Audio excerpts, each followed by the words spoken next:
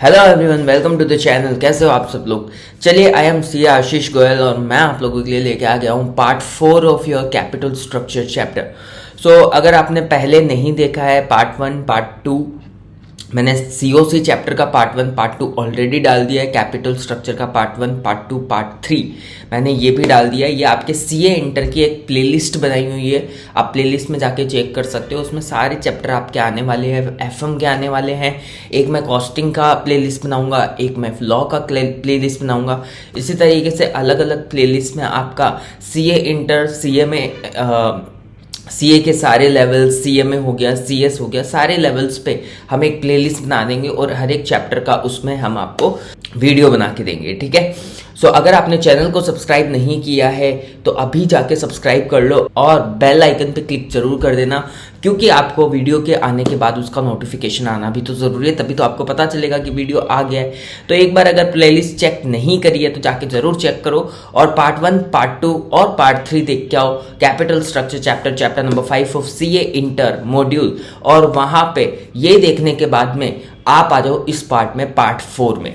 तो पार्ट 4 में हम क्या करने वाले हैं? पार्ट 4 में हम डिस्कस करने वाले हैं प्रैक्टिकल प्रॉब्लम्स। प्रैक्टिकल जो चैप्टर एंड होने के बाद में जो आपको दिया हुआ होता है ना, लास्ट में समरी के बाद में जो आपको सारे क्वेश्चंस दिए हुए हैं, वो सारे के सारे क्वेश्चंस हम यहाँ पे क्या करने वाले बेटा, डिस्कस करने वाले हैं। टोटल अगर मैं बताऊं तो टोटल 1 से लेके आपके टोटल क्वेश्चंस है यहाँ पे 11 क्वेश्चंस है। ठीक है, ये 11 के 11 हम यहाँ पे डिस्कस करने वाले हैं। तो अगर आपने पार्ट 1 पार्ट 2 पार्ट 3 देख लिया होगा तो आपको पता होगा हमने ये वाले नोट्स ऑलरेडी डिस्कस कर लिए हैं। कितने पेजेस के नोट्स थे बेटा? ये पूरे चैप्टर के नोट्स है, समरी तक का सब कुछ हमने डिस्कस कर लिया है। चैप्टर के स्टार्टिंग से 32 पेजेस ऑलरेडी हमने डिस्कस कर लिए हैं पार्ट 1 पार्ट 2 और पार्ट 3 में। और यहाँ पर अब हम डिस्कस करने वाले हैं प्रैक्टिकल प्रॉब्लम्स। इसके लिए मैंने आप लोगों के लिए सॉल्यूशन सब आपको करके दिए है, ताकि आप लोगों को दिक्कत नहीं आए कि एग्जाम में प्रेजेंट कैसे करके है। क्योंकि बेटा मॉड्यूल में जो सॉल्यूशंस दिए हुए होते हैं ना, इंस्टीट्यूट का जो सॉल्यूशन दिया हुआ होता है ना, उससे हम रेफरेंस नहीं ले सकते कि एग्जाम में एग्जैक्टली कैसे करके आना है, क्योंकि ये लोग क्या है, as it is copy paste मारते हैं। ठीक है, तो हम एज इट इज तो ऐसा रट के जा नहीं सकते। जैसा क्वेश्चन में हमें जैसे जैसे पढ़ते जाएंगे क्वेश्चन, वैसे वैसे पता चलेगा ना अब आगे क्या करना है। ये ऊपर का कहीं कर देते हैं, नीचे का कहीं कर देते हैं, तो ये सब पता नहीं चलता कि पहले क्या करें बाद में क्या करें। तो जैसे आप as a normal person, normal student कैसे क्वेश्चन सॉल्व करेगा, उस तरीके से मैंने आप लोगों के लिए ये नोट्स तैयार करे हुए हैं। तो ये बहुत ज़्यादा हेल्प मिलने वाली है आपको इन नोट्स से। टोटल अगर मैं बताऊं तो आपको 14 पेजेस के नोट्स हैं। तो चलिए डिस्कस करते हैं practical problem number 1। So question number 1 बोलता है, आईना limited is considering a new project. सबसे पहले बेटा मैं बता देता हूं, हमने थर्ड पार्ट में इनडिफरेंस पॉइंट किया था। एक तो हमने थर्ड पार्ट में इनडिफरेंस पॉइंट किया था, ऑप्टिमल कैपिटल स्ट्रक्चर का टॉपिक पढ़ा था, उसमें हमने इनडिफरेंस पॉइंट किया था और फाइनेंशियल बीईपी किया था। ईबीआईटी, ईपीएस और एमपीएस पे तो बहुत सारे इलस्ट्रेशंस हमें वहीं पे मिल गए थे, बट इनडिफरेंस पॉइंट और फाइनेंशियल बीईपी पे हमें क्वेश्चंस नहीं मिले थे। तो इन प्रैक्टिकल प्रॉब्लम्स में आपके ये वाले डाउट्स भी सॉल्व होने वाले और इनडिफरेंस पॉइंट को और फाइनेंशियल बीईपी को और ज्यादा डिटेल में हम डिस्कस करने वाले हैं। ठीक है, तो इन पे क्वेश्चंस भी करेंगे और ज्यादा इनको डिटेल में डिस्कस भी करेंगे। ठीक है, तो चलो आ जाओ। सबसे पहले है, आईना limited is considering a new project which requires a capital investment of 9 crore. कितना फंड की जरूरत है आईना लिमिटेड को? 9 करोड़ की। Interest on term loan is 12%। बोलता है लोन अगर लेके आएंगे तो 12% पे मिलेगा। Corporate tax rate is 30%। Tax rate 30% का है। Calculate the point of indifference. बेटा इनडिफरेंस पॉइंट का क्वेश्चन है, इसका मतलब point of indifference for the project considering the debt equity ratio insisted by the financing agencies being 2:1। बोलता है आप इन डिफरेंस, हमें 9 करोड़ रुपए की जरूरत है, अगर लोन लेके आएंगे तो 12% पे मिलेगा, टैक्स रेट 30% है। बोलता है इन डिफरेंस पॉइंट निकाल के दो जहां पे आप डेट से पैसा लेके आओ। पहला ऑप्शन तो ये हो गया। दूसरा ऑप्शन हो गया आप डेट से पैसा नहीं लेके आओ। अगर डेट से पैसा नहीं लेके आओगे तो बेटा किससे लेके आओगे? इक्विटी से लेके आओगे। तो फर्स्ट ऑल्टरनेटिव है इक्विटी से लेके आओ, सेकंड ऑल्टरनेटिव है डेट से लेके आओ। 2 ऑल्टरनेटिव आपके पास है, इनमें से ऑप्टिमल ऑल्टरनेटिव कौन सा है, बेस्ट ऑल्टरनेटिव कौन सा है, वो नहीं बताना है हमें। इस बार क्या बताना है हमें? ये बताना है कि दोनों में इनडिफरेंस पॉइंट क्या होगा। और अगर आपको याद है इनडिफरेंस पॉइंट क्या होता है, इन डिफरेंस पॉइंट होता है ईबीआईटी का लेवल, जहां पे आपकी ईपीएस जो है वो सेम हो जाती है इन 2 और मोर ऑल्टरनेटिव्स।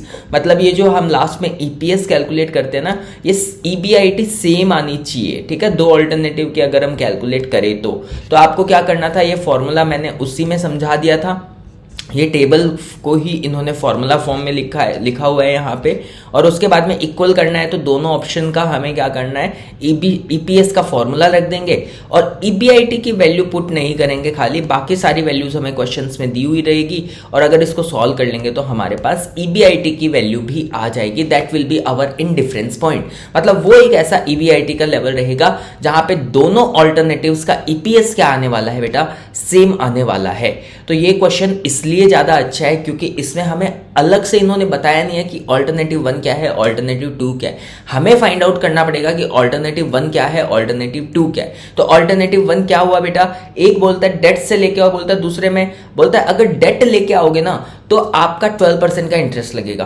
तो दूसरा ऑल्टरनेटिव भी तो चाहिए, और दूसरा ऑल्टरनेटिव होगा क्या, डेट नहीं लेके आएंगे। अगर डेट नहीं लेके आएंगे तो नॉर्मली क्या अज्यूम करते हैं हम, इक्विटी से पैसा रेस करते हैं। तो पहला ऑल्टरनेटिव आपका बनता है 9 करोड़ रुपीज आप किससे ले आओ बेटा, पूरा का पूरा किससे ले आओ, पूरे के पूरे 9 करोड़ रुपीज आप ले आओ इक्विटी से।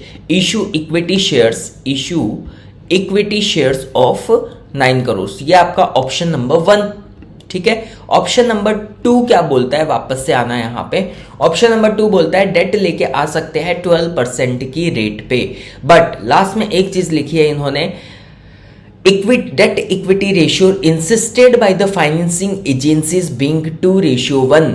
बोलता है अगर आप डेट लेके आते हो ना तो फाइनेंसिंग एजेंसीज क्या बोलती है, आप डेट इक्विटी रेशियो क्या रखोगे, 2:1 रखोगे। क्या रखोगे, 2:1। डेट इक्विटी रेशियो का फॉर्मूला क्या होता है बेटा, date divided by equity, date divided by equity. हमें 9 करोड़ में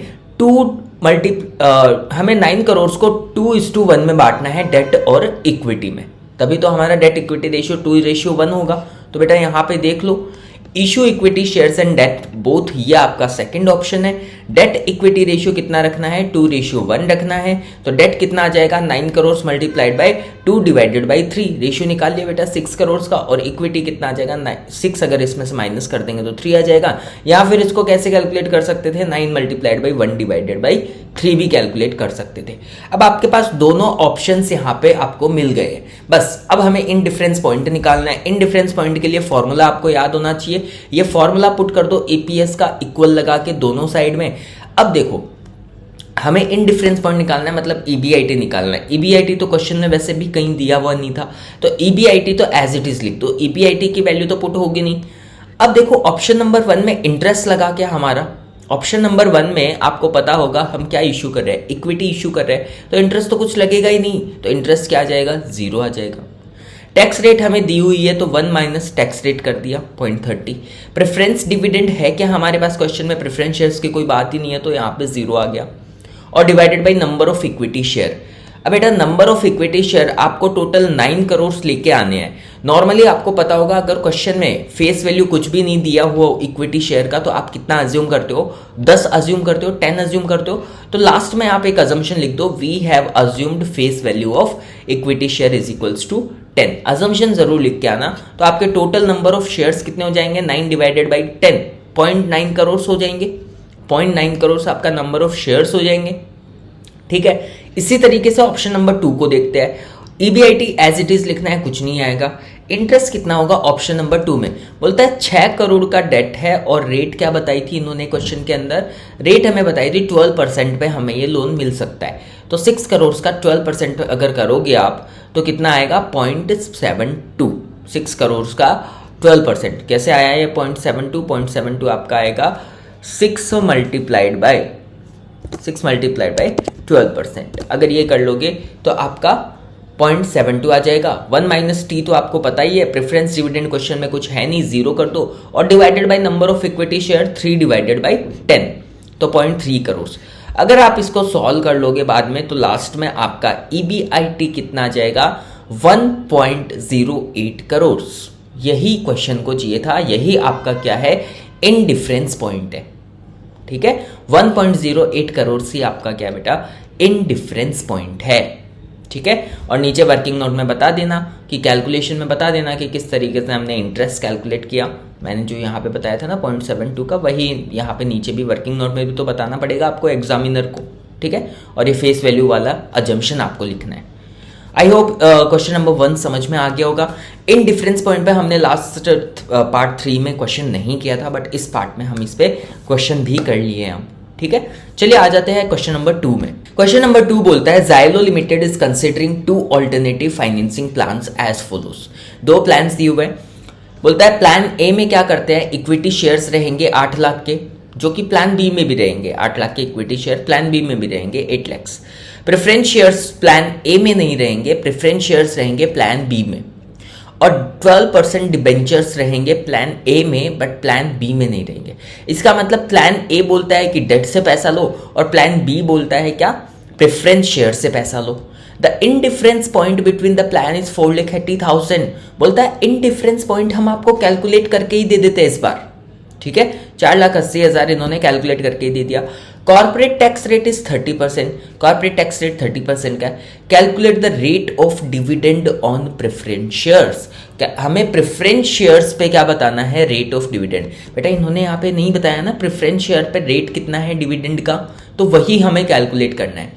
हमारे पास इंफॉर्मेशन के नाम पे क्या है बेटा, इनडिफरेंस पॉइंट। तो इनडिफरेंस पॉइंट का फॉर्मूला क्या होता है, प्लान ए और प्लान बी का ईपीएस क्या हो जाएगा, सेम हो जाएगा। एक ऐसा ईबीआईटी होता है इनडिफरेंस पॉइंट। तो ईबीआईटी तो इन्होंने हमें कैलकुलेट करके दिया है 4,80,000 which is our indifference point.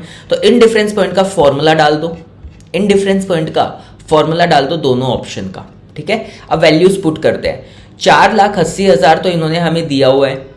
Interest कितना आएगा फर्स्ट ऑप्शन में, फर्स्ट ऑप्शन में हमारे पास क्या है, डेट है, 4 लाख का डेट है 12% का।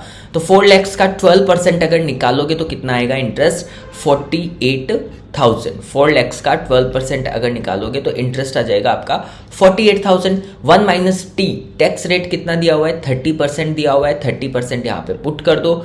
माइनस क्या फर्स्ट ऑप्शन में प्रेफरेंस शेयर कैपिटल थी हमारे पास, नहीं थी ना प्लान ए में, तो जीरो ही आएगा यहाँ पे। प्रेफरेंस डिविडेंड तो क्या आएगा, जीरो ही आएगा। और divided by number of equity share, number of equity share क्या हो जाएगा, टोटल इक्विटी शेयर कैपिटल है 8 लाख की और इक्विटी शेयर है 10 रुपए के, तो आपके नंबर ऑफ इक्विटी शेयर कितने हो जाएंगे बेटा, 8 लाख डिवाइडेड बाय 10, 80,000 शेयर्स। वो यहाँ पे आप क्या कर दो, पुट कर दो। इसी तरीके से दूसरे फॉर्मूला में भी वैल्यूज पुट करो, ईबीआईटी तो सेम ही आएगा दोनों का, 4,80,000। सेकंड में क्या आपका इंटरेस्ट लग रहा है, जब डेट ही नहीं है तो इंटरेस्ट कहां से लगेगा, तो जीरो इंटरेस्ट यहां पे लिख दो। थर्ड में 1 माइनस टी तो एज इट इज आ जाएगा, और माइनस प्रेफरेंस डिविडेंड कितना आएगा, प्रेफरेंस डिविडेंड कितना आएगा बेटा, प्रेफरेंस डिविडेंड की रेट तो हमें दी हुई नहीं है, तो प्रेफरेंस डिविडेंड लिख सकते हैं क्या हम, अरे वही तो कैलकुलेट करना है हमें, है ना। तो कितना आ जाएगा, प्रेफरेंस डिविडेंड की जगह पे क्या लिख दोगे, प्रेफरेंस डिविडेंड ही लिख दोगे, ठीक है। एक्स लिख दो, प्रेफरेंस डिविडेंड लिख दो, और नीचे नंबर ऑफ इक्विटी शेयर, दोनों में 8-8 लाख की ही इक्विटी शेयर कैपिटल थी, तो यहाँ पे भी कितना आ जाएगा, 8,80,000 ही आ जाएगा। यही आपका नंबर ऑफ इक्विटी शेयर हो जाएगा। अब बेटा 80,000 से 80,000 कैंसिल आउट हो जाएगा। इसको सॉल्व कर लोगे तो 3,02,400 आ जाएगा। इसको सॉल्व करोगे तो 3,36,000 आएगा, माइनस प्रेफरेंस डिविडेंड आएगा। तो आपके पास बचा क्या, 3,02,400 is equals to 3,36,000 minus preference dividend. अगर इसको सॉल्व कर दोगे तो प्रेफरेंस डिविडेंड कितना निकल के आ जाएगा आपके पास, 33,600। अब आपको पता है हमें प्रेफरेंस डिविडेंड का अमाउंट नहीं बताना था इनको, हमें प्रेफरेंस डिविडेंड का रेट बताना था। तो रेट निकाल दो ना, आप 4 लाख पे करते हो, 4 लाख पे आप पे कर रहे हो ना 33,600, तो रेट कैलकुलेट कर दो। प्रेफरेंस डिविडेंड की रेट हो जाएगी 33,600 divided by 4 lakh multiplied by 100, 8.4 will be your answer. Answer क्या होगा, 8.4। आई होप बेटा इलस्ट्रेशन नंबर 2 भी आपको समझ में क्वेश्चन नंबर 2 भी आपको समझ में आ गया होगा। सिंपल क्वेश्चन था। इनडिफरेंस पॉइंट पे हमने पार्ट 3 में क्वेश्चंस नहीं किए थे, बट इस पार्ट में 2 क्वेश्चंस हम ऑलरेडी कर चुके हैं, और दोनों ही अच्छे क्वेश्चंस थे और दोनों ही इजी क्वेश्चंस थे, ठीक है। अब चलिए आ जाते हैं क्वेश्चन नंबर 3 में। क्वेश्चन नंबर 3 क्या बोलता है, बोलता है Ganesha limited is setting up a project with a capital outlay of 60 lakhs. It has 2 alternatives in financing the project cost. 60 lakh की जरूरत है आपको, और दो ऑल्टरनेटिव है आपके पास। Alternative 1, 100% equity finance by issuing equity shares of 10 each. बोलता है 60 के 60 लैक्स आप इक्विटी से लेके आ जाओ। This is your alternative number 1। Alternative number 2 बोलता है डेट इक्विटी रेशियो 2:1 है, issuing equity shares of 10 each. ठीक है, 2:1 के रेशियो में डेट लेके आ जाओ और इक्विटी लेके आ जाओ, ये बोलता है alternative 2। The rate applicable rate of interest payable on debt is 18%। बोलता है 18% पे डेट मिलेगा। The corporate tax rate is 40%। Calculate the indifference point between the two alternative methods of financing. बेटा हमने जो क्वेश्चन नंबर 1 किया था एज इट इज क्वेश्चन है क्या? क्वेश्चन नंबर 1 जो किया था एज इट इज क्वेश्चन है। तो यहाँ पे मैं सिर्फ आपको इतना समझा रहा हूँ कि ऑल्टरनेटिव्स क्या बोलते हैं, उसके बाद इंडिफरेंस पॉइंट का फॉर्मूला पुट करके आप इजीली कैलकुलेट कर सकते हो। तो क्वेश्चन नंबर 3 में मैं सिर्फ आपको इतना ही समझा रहा हूँ बेटा, टोटल हमें 60 लैक्स चाहिए। प्लान 1 और प्लान 2 दो प्लान है। प्लान 1 बोलता है हमें कि 100% किससे लेके आ जाओ, इक्विटी से लेके आ जाओ। अगर 100% इक्विटी से लेके आओगे तो 60 लैक्स के इक्विटी शेयर कैपिटल आएगी और 10 रुपए पे इश्यू करने हैं क्या, तो आपका total number of equity shares कितने हो जाएंगे? 6 lakh share. 60 lakhs divided by 10, 6 lakh shares. Plan 2 बोलता है कि 2:1 में क्या लेके आओ, आप डेट इक्विटी लेके आओ। तो इसका मतलब 60 lakhs multiplied by 2 divided by 3 अगर कर देंगे तो डेट आएगा, और 60 lakhs multiplied by 1 divided by 3 करेंगे तो मतलब रेशियो में बांट दो 60 लैक्स को। ठीक है, तो डेट आ जाएगा 40 लैक्स का और इक्विटी आ जाएगी 20 लैक्स की। इसका मतलब इक्विटी हमें कितने रुपए पे इश्यू करनी है? 10 रुपए पे ना। Issuing equity shares of ₹10 each. तो नंबर ऑफ इक्विटी शेयर कितना हो जाएगा?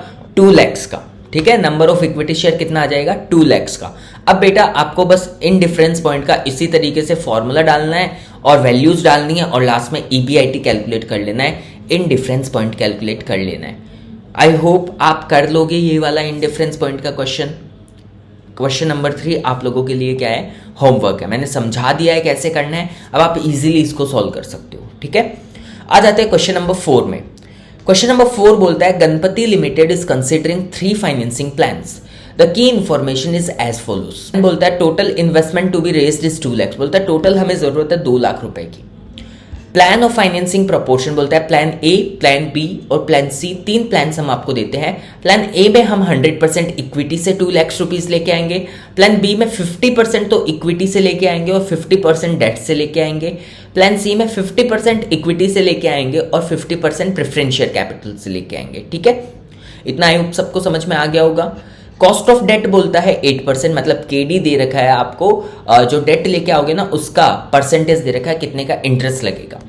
कॉस्ट ऑफ प्रेफरेंशियल मतलब डिविडेंड का परसेंटेज ऑन प्रेफरेंशियल्स 8% है। टैक्स रेट 50% है। Equity shares of the face value of ₹10 each. बोलता है ये जो इक्विटी लेके आओगे ना इसकी फेस वैल्यू कितनी है? 10 रुपए की है।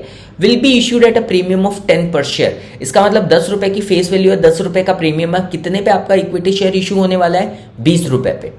एक्सपेक्टेड ईबीआईटी बोला है 80,000 का। You are required to determine for each plan, आपको क्या क्या निकाल के देना है? अर्निंग पर शेयर निकाल के देनी है। Financial BEP break even point, बेटा पार्ट 3 में हमने ये पढ़ा तो था, ठीक है, पर इस पे क्वेश्चन नहीं किया था। ठीक है, इस पार्ट में हम ये क्वेश्चन भी कर लेंगे इस पे। Indicate if any of the plans dominate and compute the EBIT range among the plans for indifference. तो पहले 1, 2 और 3 एक एक करके करते बेटा। सबसे पहले हमें अर्निंग पर शेयर निकालनी है। तो ईपीएस निकालने के लिए आपको पता होगा हम टेबल बनाते हैं और टेबल में प्लान ए, प्लान बी और प्लान सी 3 कॉलम आपके बनने वाले हैं। तो मैंने आपके लिए ये सॉल्यूशन किया है यहाँ पे। 4th में फर्स्ट किया है मैंने, प्लान ए, प्लान बी और प्लान सी, 3 कॉलम आपके बन गए। सबसे पहले आपको क्या दिया हुआ है? ईबीआईटी दिया हुआ है, 80,000 का ईबीआईटी हमें दिया हुआ है। इसमें से ईबीआईटी क्या होता है? Earnings before interest and tax. Earnings before interest and tax में से माइनस क्या होता है? इंटरेस्ट माइनस होता है। अब बेटा इंटरेस्ट कौन कौन से ऑप्शन में आपके पास? प्लान ए में तो डेट, और डेट तो कुछ ही नहीं है तो इंटरेस्ट है ही नहीं। प्लान सी में भी कुछ नहीं है, खाली प्लान बी में आपका डेट लगेगा। कितना डेट है बेटा? 2 लाख लेके आने हैं। 50% मतलब 1 लाख इक्विटी से ला रहे हैं, 1 लाख किससे ला रहे हैं? डेट से। तो 1 लाख पे 8% का इंटरेस्ट रेट दिया हुआ है, तो 1 लाख पे 8% आपका क्या आ जाएगा? आपका इंटरेस्ट आ जाएगा। प्लान ए और प्लान सी में तो कुछ भी नहीं है, नील है। अगर ये माइनस कर दोगे तो आपके पास ईबीटी आ जाएगा।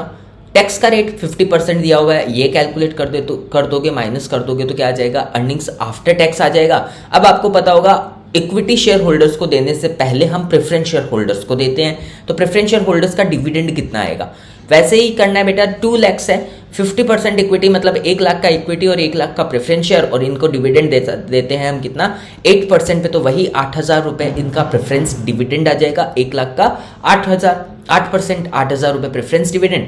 प्लान ए और प्लान बी में तो प्रेफरेंस डिविडेंड कुछ है ही नहीं, तो आप अगर ये माइनस कर दोगे तो आपके पास earnings available to equity share holders आ जाएगी 40,000, 36,000 और 32,000, ठीक है। और divided by number of equity share कर दोगे तो आपके पास ईपीएस आ जाएगा। अब नंबर ऑफ इक्विटी शेयर्स की बात करते हैं। नंबर ऑफ इक्विटी शेयर्स में बोलता है 100% इक्विटी, मतलब पूरा का पूरा 2 लाख आप किससे लेके आने वाले हो, इक्विटी से ही लेके आने वाले हो। और कितने रुपए की रेट पे इशू करने वाले हो, 20 रुपए पे इशू करने वाले हो ना, तो 2 लाख डिवाइडेड बाई 20 करके देखो, आपके पास नंबर ऑफ इक्विटी शेयर्स आ जाएंगे कितने, 10,000 शेयर। ऐसे सेकेंड ऑप्शन में हम 1 लाख का इक्विटी लाने वाले हैं, थर्ड में भी 1 लाख का इक्विटी लाने वाले हैं, तो 1 लाख डिवाइडेड बाई 20 और 1 लाख डिवाइडेड बाई 20, 5-5 हजार बी और सी में आ जाएगा आपका नंबर ऑफ इक्विटी शेयर। अगर earnings available to equity share holders को divided by number of equity share कर दोगे तो आपके पास अर्निंग पर शेयर आ जाएगा 4, 7.2 और 6.4। यही तो आपसे पूछा था बेटा क्वेश्चन नंबर 1 में, ठीक है। क्वेश्चन नंबर 2 देखो, क्वेश्चन नंबर 2 में इन्होंने बोला है हमें फाइनेंशियल ब्रेक इवन पॉइंट निकाल के दो। एक बार मैं आपका थोड़ा सा फाइनेंशियल बीईपी रिवाइज करवा दूं क्या बेटा, छोटा सा टॉपिक है, देख लो।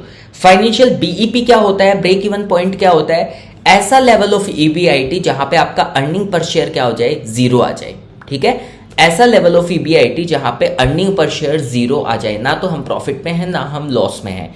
यहां पे मैंने आपको बताया था कि अगर आपको क्वेश्चन में प्रेफरेंस शेयर कैपिटल नहीं दिया हुआ हो तो आपका फाइनेंशियल बीईपी क्या होगा, मतलब ये ईबीआईटी क्या होगा, इक्वल टू द इंटरेस्ट। फिर यहां पे मैंने समझा भी दिया था आपको ऐसा क्यों होता है, ठीक है।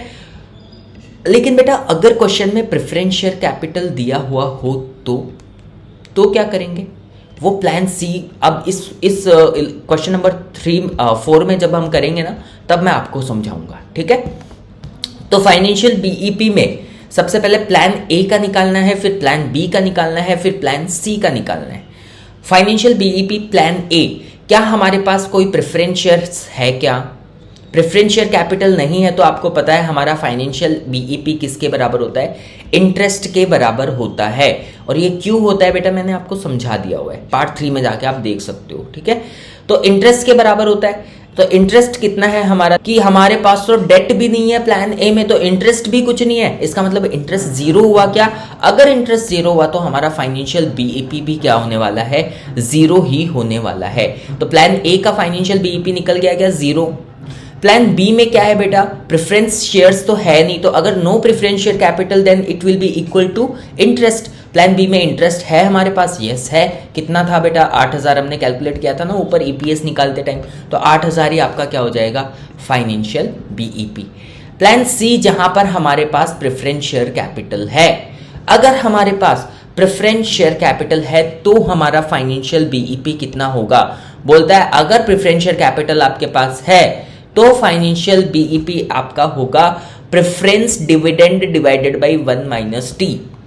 क्या होगा बेटा, preference dividend divided by 1 minus T. पर बेटा यहां पे एक चीज पे ध्यान और देना, सपोज इसमें तो हमारे पास सिर्फ और सिर्फ प्रेफरेंस शेयर कैपिटल ही था, इंटरेस्ट नहीं था। अगर हमारे पास इंटरेस्ट भी होता ना तो हमारा ये फॉर्मूला क्या हो जाता, interest plus preference dividend divided by 1 minus T, ठीक है। ऐसा मैं क्यों बोल रहा हूं बेटा, आपके पास 3 चीजें आ गई फाइनेंशियल बीईपी में। फाइनेंशियल बीईपी में बोलता है अगर प्रेफरेंस शेयर कैपिटल नहीं हो तो इक्वल टू इंटरेस्ट हो जाएगा, अगर प्रेफरेंस शेयर कैपिटल ही हो सिर्फ तो preference dividend divided by 1 minus T हो जाएगा। लेकिन अगर डेट और प्रेफरेंस शेयर कैपिटल दोनों हो तो क्या हो जाएगा, interest plus preference dividend divided by 1 minus T.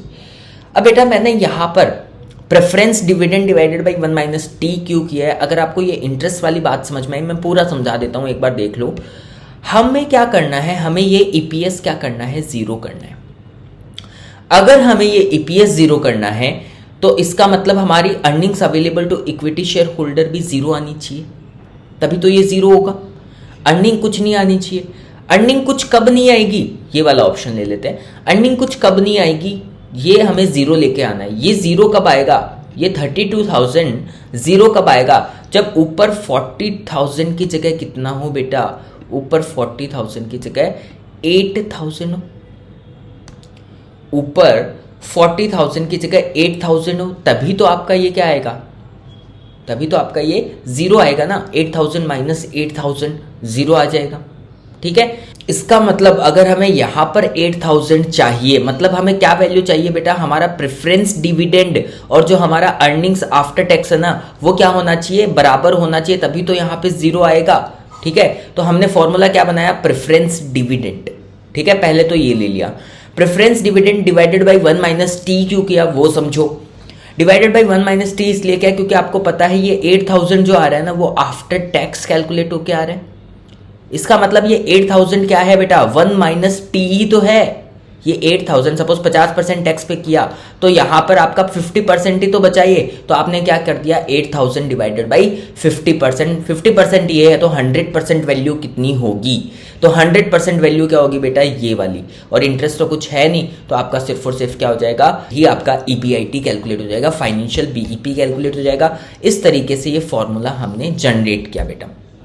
और अगर इंटरेस्ट हो तो इंटरेस्ट को भी आपको क्या कर देना है? इसमें ऐड कर देना है। ठीक है, इसको कैलकुलेट कर लोगे तो आपका क्या आ जाएगा?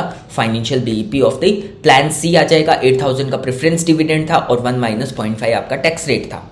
ठीक है, तो इस तरीके से आप फाइनेंशियल बीईपी भी निकाल सकते हो। ठीक है, फिर है आपका क्वेश्चन नंबर 3 इन क्वेश्चन नंबर 4। क्वेश्चन नंबर 3 क्या बोलता है? क्वेश्चन नंबर 3 बोलता है कि indicate if any of the plans, अच्छे से समझना, इंपॉर्टेंट मार्क करना। Indicate if any of the plans dominate and compute the EBIT range among the plans for indifference. मतलब इनमें से कोई प्लान डोमिनेट करता है क्या? मतलब बेस्ट प्लान कौन सा है? And compute the EBIT range among the plans for indifference. तो बेटा बेस्ट प्लान कौन सा होता है? हम अपना डिसीजन किसके बेसिस पे देते हैं? ईपीएस की बेसिस पे। और हमने एक और क्या कैलकुलेट किया हुआ है? Financial break even point.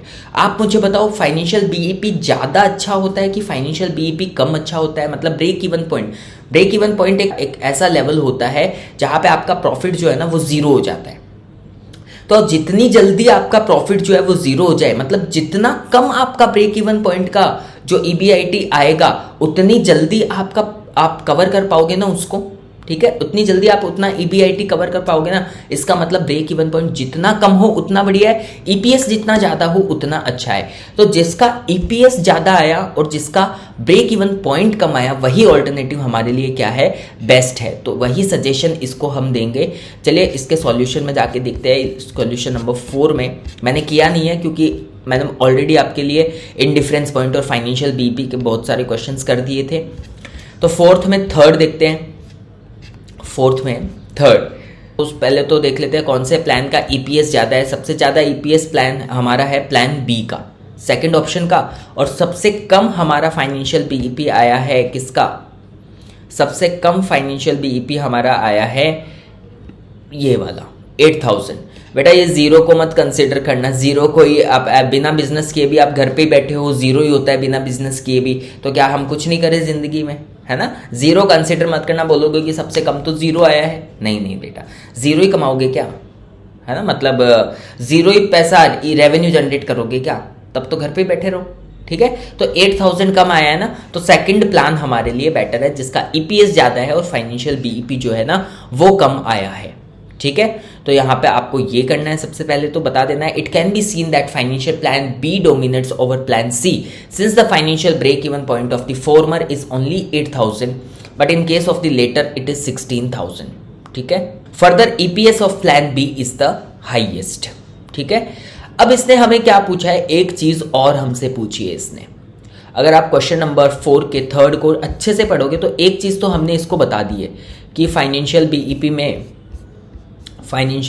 में हमारे पास कौन सा हमारा ज्यादा बेटर है वो तो हमने बता दिया। Indicate if any of the plans dominate, ये तो हमने इसको एक्सप्लेन कर दिया।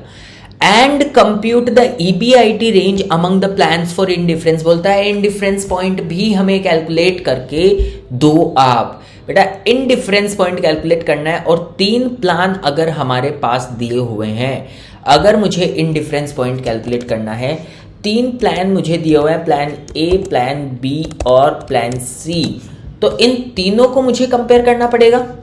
तीनों को एक साथ कंपेयर कर नहीं सकता, तो मुझे क्या करना पड़ेगा, जोड़े में करना पड़ेगा बेटा, पेयर्स बना दो। ए और बी को कंपेयर कर दो, बी और सी को कंपेयर कर दो, और ए और सी को कंपेयर कर दो। तो सारे पेयर्स बन गए हैं यहाँ पे। इसी तरीके से इन तीनों को कंपेयर करके आपको इन डिफरेंस पॉइंट का फॉर्मूला रख के ये डेटा आपको मिल ही जाएगा। ईबीआईटी मत रखना, बस आपको सबका इन डिफरेंस पॉइंट निकाल देना है। ठीक है, एक बार मैं दिखा देता हूं क्वेश्चन नंबर 4 में। समझे क्या आप मेरी बात? तीन चीजें आपको करनी है, इन डिफरेंस पॉइंट निकाल के आपको देना है। तो जो भी कॉम्बिनेशन बनेगा उसी का इन डिफरेंस पॉइंट बनेगा। सबसे पहला कॉम्बिनेशन बनेगा प्लान ए और प्लान बी का। ठीक है, तो फॉर्मूला डाला। प्लान ए में क्या था, 100% इक्विटी था क्या हमारे पास? प्लान ए क्या था? प्लान ए में क्या बोला था हमें? 100% इक्विटी वाला प्लान था ना प्लान ए। एक बार चेक कर लेते हैं। यस, 100% इक्विटी वाला था। तो इसका मतलब यहां पे ना तो कोई इंटरेस्ट होगा, ना ही कोई प्रेफरेंस डिविडेंड होगा। तो 1 माइनस टी कर दो divided by number of equity share. ये सब हमने ईपीएस कैलकुलेट करते हुए निकाला हुआ है बेटा। सिर्फ आपको वैल्यूज पुट करनी है। पहले का ईबीआईटी आपका आ गया 16,000, दूसरे का ईबीआईटी आएगा 30,000, 32,000, और तीसरे का इन डिफरेंस पॉइंट बेटा ध्यान देना, बी और सी को जब कंपेयर किया, वैल्यूज आपने रखी, तो यहां पे भी 0.5 ईबीआईटी आ गया और यहां पे भी 0.5 ईबीआईटी आएगा। तो इसका मतलब ईबीआईटी जो है, ईबीआईटी कैंसिल आउट हो गया बेटा, तो ईबीआईटी बचा ही नहीं। इसका मतलब बी और सी के बीच में कोई भी इन डिफरेंस पॉइंट नहीं है। ध्यान देना, इंपॉर्टेंट मार्क करना है इसको। ठीक है, बी और सी के बीच में कोई भी इन डिफरेंस पॉइंट नहीं है, बट इन दोनों के बीच में जरूर था। ठीक है, आई होप बेटा आपको समझ में आ गया होगा क्वेश्चन नंबर 4 पूरा का पूरा।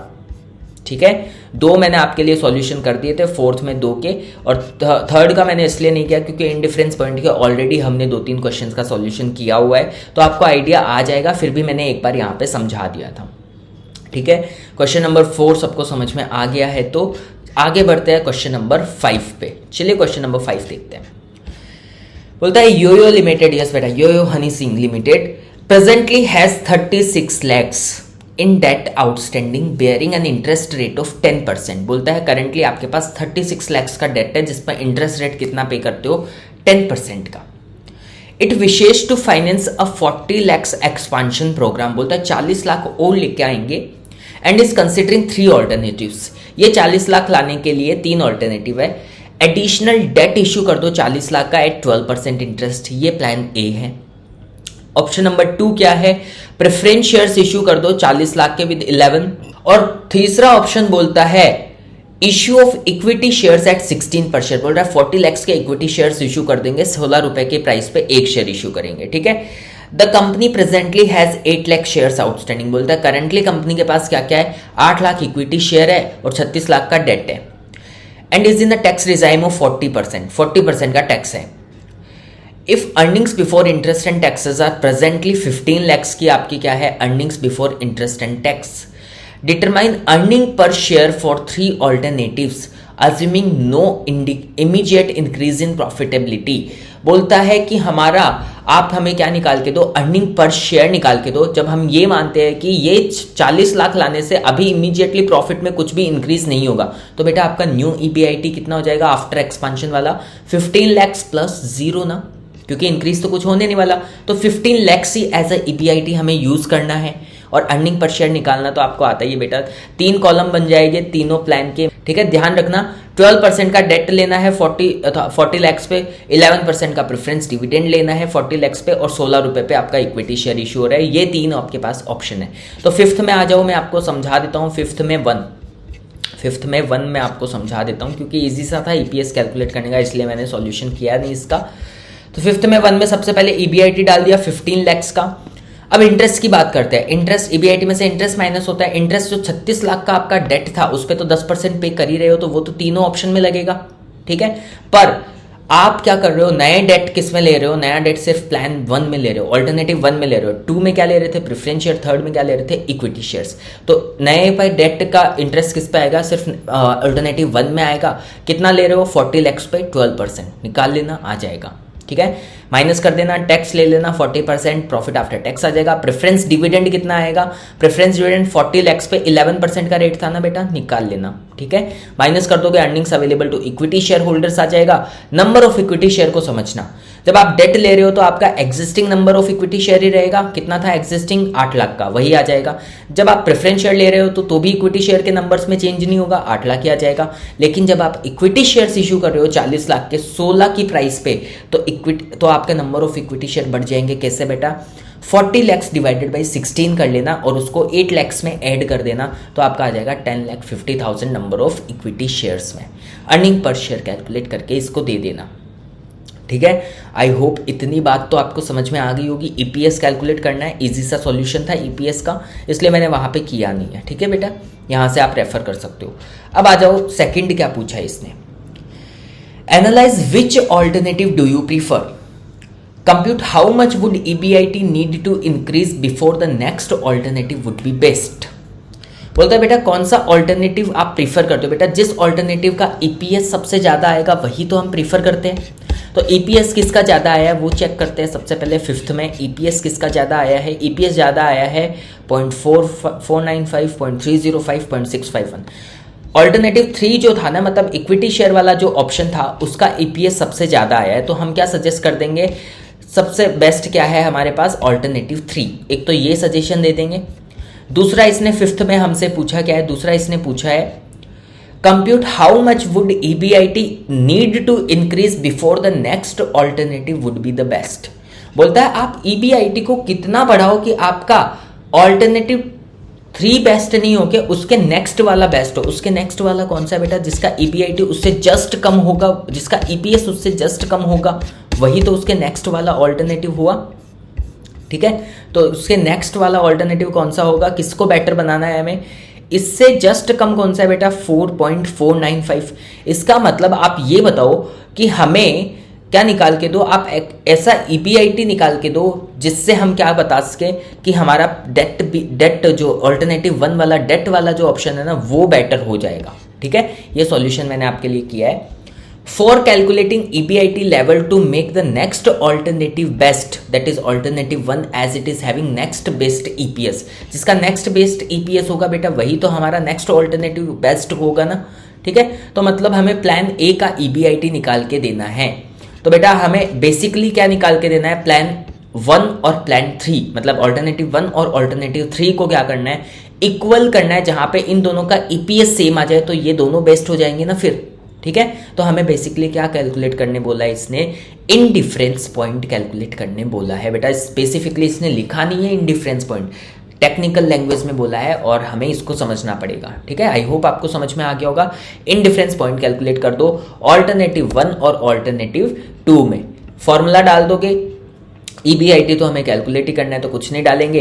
इंटरेस्ट आपको पता है हमने कैलकुलेट किया हुआ है, यहाँ पे टोटल कितना आया 3,60,000 और 4,80,000, 8,40,000 आएगा, वो डाल देना। 1 माइनस 0.4 आपका टैक्स रेट था, प्रेफरेंस डिविडेंड कुछ है नहीं, divided by number of equity share भी हमने निकाल लिए थे। इसी तरीके से यहाँ पे हमारा इंटरेस्ट सिर्फ और सिर्फ 3,60,000 था, ठीक है, सी के ऑल्टरनेटिव 3 के अंदर, तो वो डाला और टैक्स रेट डाला। प्रेफरेंस डिविडेंड यहाँ पे भी कुछ नहीं था, नंबर ऑफ इक्विटी शेयर डाल दिया। अगर इसको सॉल्व कर लोगे तो आपके पास ईबीआईटी का लेवल कितना आ जाएगा बेटा, 23,76,000। मतलब ये ईबीआईटी का लेवल अगर हमारा प्लान ए का मतलब ऑल्टरनेटिव 1 का अगर हो जाए तो हमारा ऑल्टरनेटिव 1 और ऑल्टरनेटिव 3 दोनों बराबर हो जाएंगे, ठीक है। इसका मतलब हमें इसने क्वेश्चन में पूछा क्या था, यही पूछा था कि ईबीआईटी का लेवल निकाल के दो।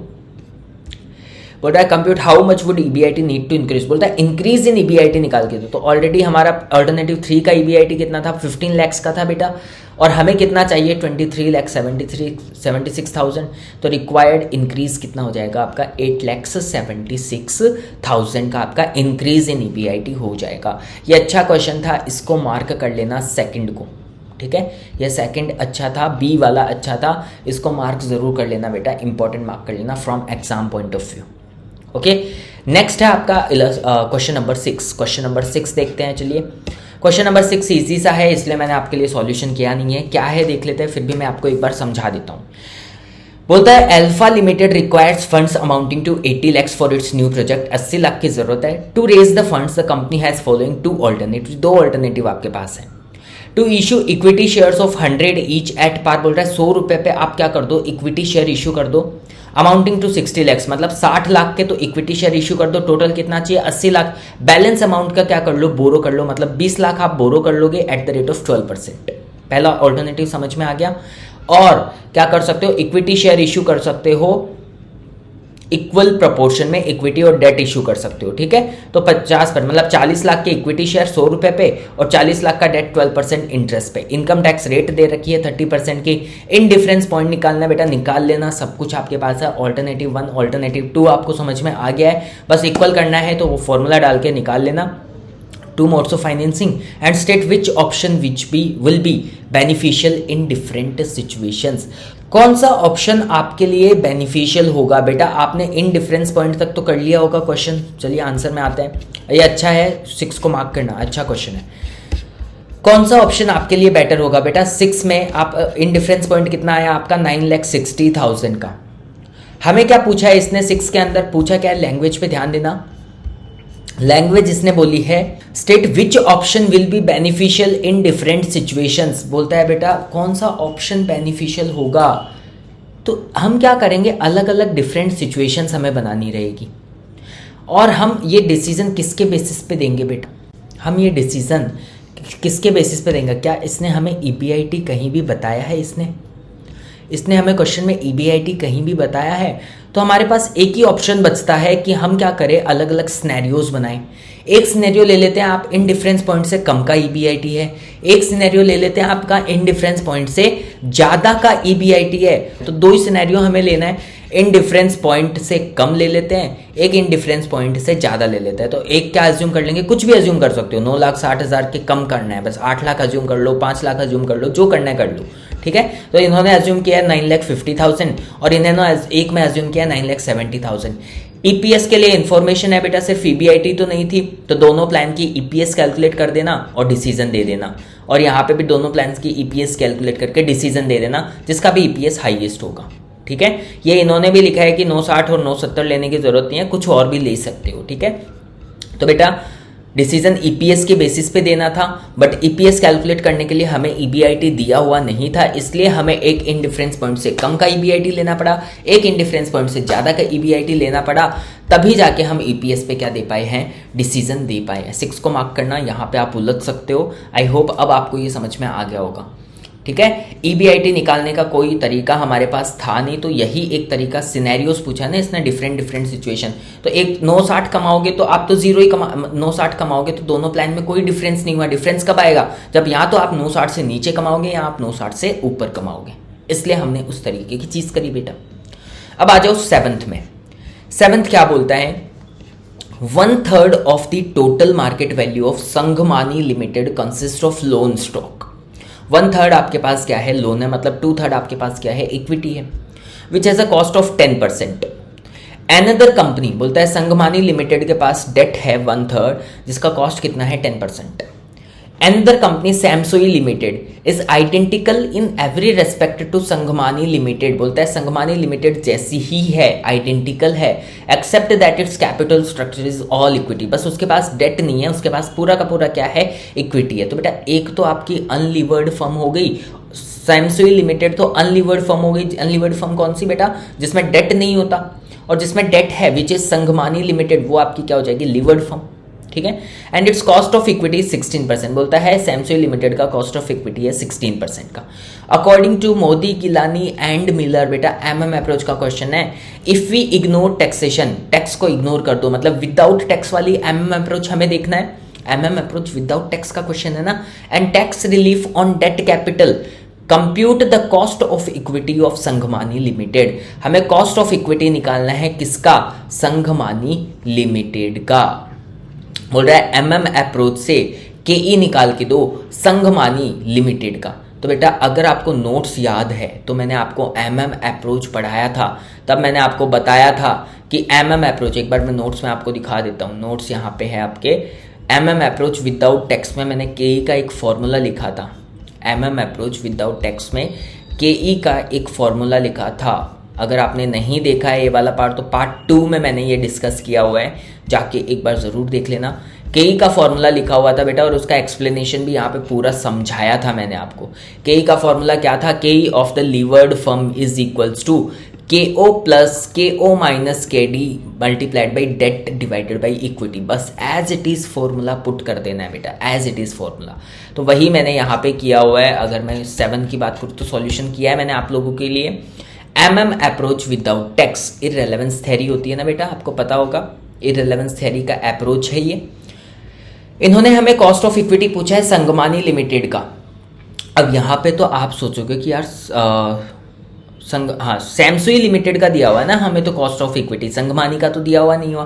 मतलब हमें लीवर्ड फर्म का निकालना है क्या? संगमानी के पास डेट है ना, इसका मतलब लीवर्ड फर्म का केई निकालना है। फॉर्मूला डाल दो बेटा, फॉर्मूला डाल दो क्या? KE of the levered firm KO plus KO minus KD multiplied by debt divided by equity. KO कितना है ऑफ दी KO कितना है हमारे पास वो ध्यान दो बेटा। आपको बोला है कि सैमसुई और संगमानी हर एक चीज में सिमिलर है, इसका मतलब इनका कॉस्ट ऑफ कैपिटल भी क्या होने वाला है, ओवरऑल कॉस्ट ऑफ कैपिटल, इनका EBIT सब क्या होने वाला है, सेम होने वाला है। इसका मतलब सैमसुई लिमिटेड का जितना KE है वही सैमसुई लिमिटेड का KO कितना है बेटा, KE के बराबर ही होगा, क्योंकि सैमसुई के पास डेट तो है नहीं, तो सिर्फ इक्विटी है, तो KE विल बी और इक्वल टू KO। KO जो है वो हमारा कितना आ जाएगा 16%। KO कितना आ जाएगा 16%। यहाँ पे लिखा भी है मैंने आपको, as per this approach value of the firm will be same irrespective of the capital structure of the firm, levered और अनलीवर्ड। इररिलेवेंस थ्योरी यही बोलती है ना बेटा। Therefore KO and EBIT would also be same because firms are identical. सैमसुई limited only equity finance unlevered firm, KO will be equal to KE that is 16%। ठीक है, वो यहाँ पे लिख दिया, KO तो 16% वापस डाल दिया। KD कितना दिया हुआ है बेटा 10% दिया हुआ है ना हमें यहाँ पे, 10% का KD डाल दिया। और डेट डिवाइडेड बाई इक्विटी कितना आ जाएगा, उन्होंने बोला है आपके पास 1/3 क्या है, डेट है। ठीक है, और ये तो आ गया डेट का रेशियो, 2/3 क्या हो जाएगा बेटा, इक्विटी हो जाएगा। 2/3 क्या हो जाएगा, इक्विटी हो जाएगा। 3 से 3 कैंसिल आउट हो जाएंगे तो आपके पास बचेगा क्या, 1 और 2। तो 1 डिवाइडेड बाई 2 आपका क्या आ जाएगा, डेट डिवाइडेड बाई इक्विटी। आप अगर इसको सॉल्व कर लोगे तो आपका आंसर आ जाएगा 19% का। ठीक है, 19% आपका आंसर आ जाएगा बेटा। 7th का जो सॉल्यूशन इन्होंने किया हुआ है ना वो थोड़ा सा मुझे अजीब लगा, वो सॉल्यूशन आप मत करना। मैंने जो आपको प्रेफर किया है ना, जल्दी से आपका हो जाएगा, तो ये रहने देना, जल्दी से आपका हो जाएगा। आंसर मैच हो गया है हमारा भी और इनका भी 19%। ठीक है, तो मैंने जो आपको सॉल्यूशन करके दिया उस हिसाब से आप ये क्वेश्चन कर लेना। अब चलिए आ जाते हैं क्वेश्चन नंबर 8 में। क्वेश्चन नंबर 8 क्या बोलता है, क्वेश्चन नंबर 8 का भी सॉल्यूशन मैंने आपके लिए यहाँ पे किया है। अप्रोच विदाउट टैक्स का ये भी चलिए देख लेते हैं क्या है। 8 बोलता है the following data relates to 2 companies belonging to the same risk class. दोनों एक जैसी कंपनी है बेटा। Expected NOI net operating income मतलब EBIT दिया हुआ है 18 lakhs और 18 lakhs।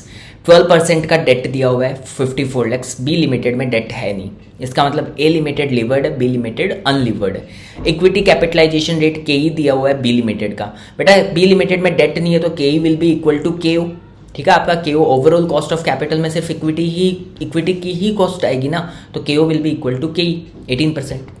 Determine the total market value equity capitalization rate, मतलब एक तो हमें वैल्यू ऑफ द फर्म निकालना है, एक हमें KE निकालना है, and weighted average cost of capital WACC भी निकालना है for each company assuming no taxes as per approach, मतलब अप्रोच विदाउट टैक्स। तो बेटा एक एक चीज निकालते हैं, आपको याद होगा, बस आपको नोट्स रेफर करने हैं। आपको याद होगा वैल्यू ऑफ फर्म कैसे निकलती थी अप्रोच में, चाहे लीवर्ड फर्म हो चाहे अनलीवर्ड फर्म हो, आपकी वैल्यू ऑफ फर्म एक ही तरीके से निकाली जाती थी, EBIT डिवाइडेड बाई KO।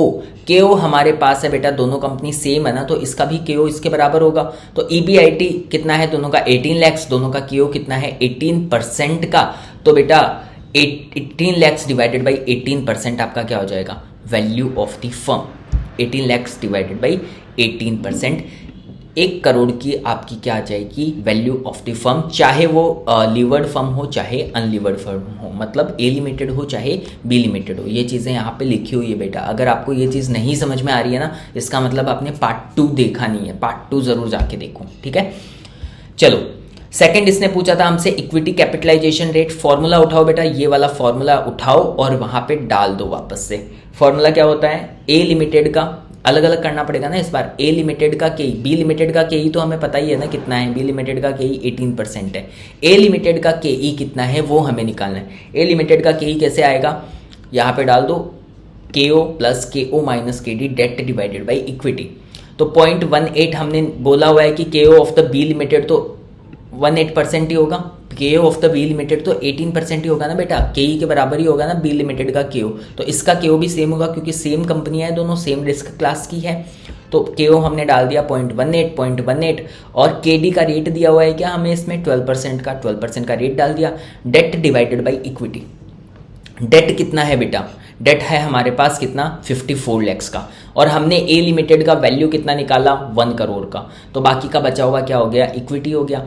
तो बाकी का बचा हुआ कितना है 1 करोड़ माइनस 54 लैक्स इज 46 लैक्स आ जाएगा बेटा। तो आपका डेट डिवाइडेड बाई इक्विटी हो जाएगा 54 लैक्स डिवाइडेड बाई 46 लैक्स। अगर इसको सॉल्व कर लोगे तो आपका के E of the A limited भी आ जाएगा। ये हम कर रहे हैं एमएम अप्रोच विदाउट टैक्स। और बेटा लास्ट में आपको क्या पूछा है, के ई पूछा है ना, K E of the second equity capitalization rate निकाल दी। और थर्ड हमसे इसने क्या पूछा था, ओवरऑल कॉस्ट ऑफ कैपिटल, मतलब weighted average cost of capital भी निकाल के दो। तो बेटा इसका के ओ, बी लिमिटेड का के ओ तो इक्वल टू के ई होगा, तो बी लिमिटेड का के ओ तो हो जाएगा आपका 18% का, के ई विल बी इक्वल टू के ओ। और ए लिमिटेड का के ओ आप नॉर्मल, अगर आपने कॉस्ट ऑफ कैपिटल चैप्टर 4 पढ़ा है तो आपको पता होगा किस तरीके से टेबल बना के कैलकुलेट करते हैं। सोर्सेज ले लो बेटा, डेट इक्विटी, नहीं पढ़ा है तो लिंक मिल जाएगा आपको डिस्क्रिप्शन बॉक्स में, वहां पे जाके आप देख सकते हो, वो चैप्टर भी मैंने ऑलरेडी अपलोड किया हुआ है। डेट और इक्विटी सोर्सेज ले लो, वेट निकाल लो। वेट कैसे आया बेटा, 1 करोड़ का टोटल है, 54 लैक्स का इक्विटी है, 46 लैक्स का आपका क्या है 54 लैक्स का डेट है, 46 लैक्स का इक्विटी है। तो आपका वेट आ जाएगा 54 लैक्स डिवाइडेड बाई 1 करोड़। ठीक है, अमाउंट यहाँ पे लिख दिया है मैंने। और सीओसी कितना है आपने, जो कॉस्ट ऑफ कैपिटल डेट का है 12% और इक्विटी का कितना निकाला आपने, अभी निकाला ना 25.04 फॉर ए लिमिटेड। ठीक है, तो ये डाल दिया, वेट को सीओसी से मल्टीप्लाई कर दिया तो आपका weighted average cost of capital भी आ जाएगा। ठीक है, तो बेटा आई होप आपको एमएम अप्रोच विदाउट टैक्स के क्वेश्चंस भी समझ में आ रहे होंगे। ठीक है, वैसे तो वहां पे भी किए थे हमने क्वेश्चंस, बट ये कुछ अलग टाइप के क्वेश्चन है, ये कैसे करना है वो आपको पता चल रहा है। ठीक है, सेकंड इसने क्या पूछता है, ए आपका पूरा हो गया, सब कुछ इसको निकाल के दे दिया हमने। सेकंड पूछता है बी में, determine the total market value, equity capitalization rate and weighted average cost of capital for each company assuming 40% taxes as per MM approach. बोलता है एमएम अप्रोच विद टैक्स वाला अप्रोच हो गया बेटा, ये रेलेवेंस थ्योरी वाला। तो इसका मतलब दोनों फर्म की वैल्यू क्या आएगी, अलग अलग आएगी। और मैंने आपको नोट्स में बताया हुआ है एमएम अप्रोच विद टैक्स में वैल्यू ऑफ द फर्म कैसे निकलती है। तो एक बार नोट्स रेफर करोगे तो आपको समझ में आएगा। एमएम अप्रोच विद टैक्स में वैल्यू ऑफ द फर्म निकलती है कि आप क्या कर लो बेटा, value of the unlevered firm निकाल लो। क्या कर लो, value of the unlevered firm निकाल लो। वो कैसे निकलेगी, EBIT multiplied by 1 minus T divided by KO. और टैक्स एडवांटेज निकाल दो, और value of the levered firm निकालने के लिए वैल्यू ऑफ अनलीवर्ड फर्म में टैक्स एडवांटेज ऐड कर दो। बेटा याद आ रहा होगा, ये मैंने जब पढ़ाया था तो, है ना। तो अब यहाँ पे हमें क्या करना है, वैल्यू ऑफ अनलीवर्ड फर्म कौन सी है हमारी, बी लिमिटेड है ना, जिसके पास डेट नहीं है। तो इसका वैल्यू कितना निकाल लेंगे, EBIT multiplied by 1 minus T divided by के ओ। फॉर्मूला में पुट करो, ईबीआईटी 18 लाख का दिया हुआ है, टैक्स रेट 40% का दिया हुआ है, और डिवाइडेड बाई के ओ है हमारा 18% का। 60 लैक्स का अनलीवर्ड फर्म का वैल्यू आ गया। और वैल्यू ऑफ ए लिमिटेड क्या आ जाएगा बेटा, 60 lakhs plus tax advantage. Tax advantage का फॉर्मूला आपको पता होगा, debt multiplied by tax rate. Debt कितना है हमारे पास, 54 लैक्स का डेट है, मल्टीप्लाइड बाई 40% का टैक्स रेट है। ये अगर ऐड कर दोगे तो आपके पास आ जाएगा 81,60,000 आ जाएगा दोनों का, ए लिमिटेड लीवर्ड फर्म का value of the firm. Second इसने के ई पूछा था ना बेटा, के ई तो 18% ही आ जाएगा ए लिमिटेड के लिए। तो आपका के ई विल बी इक्वल टू के ओ 18% ही आ जाएगा, चाहे एमएम अप्रोच विद टैक्स हो चाहे एमएम अप्रोच विदाउट टैक्स हो, क्योंकि आफ्टर टैक्स ही पे करके आता है के ई। तो के E of the A limited निकालना है हमें। क्या निकालना है, के E of the A limited. तो बेटा ये भी नोट्स में लिखवाया हुआ था। अगर हमें K E of the levered firm निकालना है, ए लिमिटेड को ना लीवर्ड फर्म, तो फॉर्मूला क्या है, net income divided by value of equity. Value of equity हमने निकाला है क्या बेटा, वैल्यू ऑफ इक्विटी कितना है, वैल्यू ऑफ इक्विटी इस बार चेंज नहीं हो जाएगा क्या? Total value of the firm आपका आया 81,60,000 और आपका डेट कितना है 54 लैक्स का है, तो वैल्यू ऑफ इक्विटी बैलेंस बचाना, बैलेंस आ गया आपका वैल्यू ऑफ इक्विटी। और नेट इनकम 6,91,200, ये कैसे आया बेटा? यहाँ पे कैलकुलेशन करिए, 18 लैक्स का नेट इनकम मतलब EAT निकालना है ना बेटा। 18 लैक्स का EBIT है, इसमें से इंटरेस्ट माइनस किया, 54 लैक्स का 12% EBT आया, 40% का टैक्स माइनस किया, तो earnings after tax 6,91,200 which is your net income. Formula put किया तो आपके पास KE of the A limited भी आ गया। फिर तीसरी चीज़ इन्होंने हमसे weighted average cost of capital पूछी है, तो A लिमिटेड के तो 18% ही हो जाएगी क्योंकि डेट तो है नहीं उनके पास, और उसके बाद में बी लिमिटेड की तो KE के बराबर ही हो जाएगी 18% ही, और A लिमिटेड का cost of capital overall cost of capital का फॉर्मूला क्या होगा बेटा, ये भी मैंने यहाँ पे MM अप्रोच विद टैक्स के लिए लिख रखा है, EBIT multiplied by 1 - T divided by value of the levered firm. तो EBIT है 18 लैक्स का, 1 - T 1 - 0.40 और divided by value of the levered firm आपने ऊपर कैलकुलेट करिएगा बेटे 81,60,000, ठीक है, A लिमिटेड का डाल दोगे तो आपके पास ओवरऑल कॉस्ट ऑफ कैपिटल भी आ जाएगा। अगर आपने नोट्स अच्छे से समझे होंगे, वहाँ पे अच्छे से पढ़ा होगा, तो आपको इन क्वेश्चंस में कोई दिक्कत नहीं आने वाली बेटा। अच्छा क्वेश्चन है, मार्क करना इसको। MM अप्रोच विद टैक्स भी आ गया इसमें और MM अप्रोच विदाउट टैक्स भी आ गया। पूरा सॉल्यूशन मैंने आप लोगों के लिए करके दिया है, ठीक है। आ जाते हैं 9 में। 9 क्या बोलता है, Leo Limited has a net operating income of 21,60,000 and the total capitalization of 120 lakhs। बोलता है आपकी EBIT कितना है 21,60,000, नेट ऑपरेटिंग इनकम मतलब EBIT। The total capitalization of 120 lakhs, total capitalization मतलब कैपिटल एम्प्लॉयड कितना है 120 लैक्स का। The company is evaluating the options to introduce debt financing in the capital structure and the following information is available at various levels of debt value. बोलता है zero date रखेंगे तो interest भी कुछ नहीं लगेगा और KE हमारा आएगा 12% का।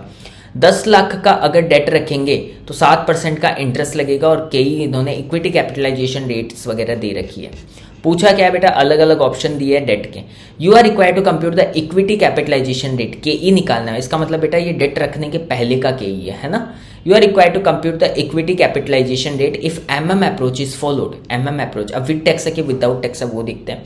Assume that the firm operates in zero tax regime, इसका मतलब ये विदाउट टैक्स है। MM अप्रोच विदाउट टैक्स में KE निकालने का फॉर्मूला आपको पता ही होगा, KE is equals to KO plus KO minus KD multiplied by debt divided by equity and calculations to be based on book values, ठीक है। तो बेटा यहाँ पे आप देखो मैंने आप लोगों के लिए ये सॉल्यूशन भी किया है 9th वाला, इजी सा है बेटा, कुछ नहीं है। सबसे पहले आपको क्या कर लेना है, आपको क्या चाहिए, 120 लैक्स का आपका कैपिटल एम्प्लॉयड है क्या, 120 लैक्स का आपका कैपिटल एम्प्लॉयड है। आपको पता है MM अप्रोच विदाउट टैक्स में KE का फॉर्मूला क्या होता है, KO प्लस, KE का फॉर्मूला क्या होता है बेटा, KO प्लस, एक बार फिर से मैं आपको MM अप्रोच विदाउट टैक्स में लेके जाता हूँ। देखो formula KO plus KO minus KD, क्या है formula, KO plus KO minus KD multiplied by debt divided by equity. तो आपको KO की तो ज़रूरत पड़ेगी ना, यहाँ पे KO है क्या हमारे पास, देखो क्वेश्चन में KO तो इन्होंने हमें कहीं भी नहीं दिया, KE दे रखा है। और बेटा डेट लीवर्ड फर्म है तो हम KO इस तरीके से ले भी नहीं सकते, ठीक है। तो बेटा यहाँ पे हम KO कैसे निकालेंगे, आपको पता होगा, हमें total value of the firm दिया हुआ है क्या 120 लैक्स, EBIT है क्या हमारे पास, तो आपको पता होगा MM approach with tax without tax में वैल्यू ऑफ द फर्म का फॉर्मूला क्या होता है, EBIT डिवाइडेड बाई KO। तो अगर इसको सॉल्व कर लेंगे तो KO बैलेंसिंग फिगर में बच जाएगा क्या बेटा, बस वही करना है। यहाँ पे मैंने वही किया है, value of the firm EBIT divided by KO, 21,60,000 divided by 1,20,000, 18% का आपका क्या आ जाएगा, KO आ जाएगा। अगर आप सॉल्व कर लोगे तो बेटा KO तो इधर चला जाएगा तो वैल्यू ऑफ फर्म नीचे आ जाएगा, तो इस तरीके से आप सॉल्व कर लोगे। फिर अलग अलग चीज़ें देखो, आपको total value of the firm कितना रखना है 120 लैक्स। पहले ऑप्शन में जीरो डेट, मतलब टोटल क्या है बेटा, इक्विटी में कितना जाएगा, पूरा का पूरा 120, ठीक है, डेट कितना, जीरो। दूसरे ऑप्शन में अगर 10 लाख का डेट लाओगे तो 110 लाख का क्या रहेगा बेटा, इक्विटी, क्योंकि टोटल 120 से ज़्यादा नहीं होना चाहिए। इस तरीके से आप अलग अलग निकाल लोगे। तीसरे ऑप्शन में अगर 20 लाख का डेट लाओगे तो इक्विटी कितना रहेगा, 100 लाख का, 100 लैक्स का, ठीक है। इस तरीके से अलग अलग निकाल लोगे।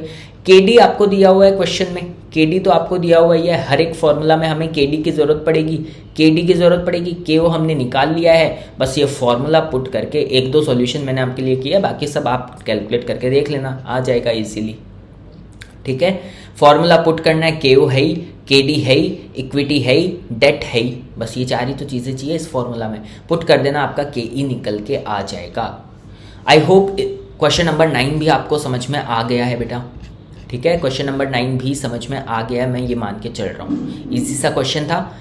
यहाँ पे ये वाला केई आपको कंफ्यूज करने के लिए दिया हुआ है बेटा, आपको ध्यान रखना पड़ेगा कि ये केई बिफोर डेट है और ये केई आफ्टर टैक्स हमसे आफ्टर डेट हमसे पूछा है। ठीक है, क्वेश्चन नंबर 10 इंपॉर्टेंट मार्क करना, अच्छा क्वेश्चन है। मैं आपको बता देता हूँ बेटा 10 करने से पहले कि ये नोट्स जो है ना आपको डिस्क्रिप्शन बॉक्स में लिंक दिया हुआ है, वहाँ पे टेलीग्राम चैनल ज्वाइन कर लेना, और टेलीग्राम चैनल पे जो भी नोट्स है सब फ्री ऑफ कॉस्ट है आपके लिए, कोई भी सब्सक्रिप्शन वगैरह कुछ भी नहीं है, सब कुछ फ्री ऑफ कॉस्ट है। ठीक है, इजीली आप ये नोट्स एक्सेस कर सकते हो, प्रैक्टिकल्स क्वेश्चन के सॉल्यूशंस नोट्स सब वहाँ पे दिए हुए हैं बेटा।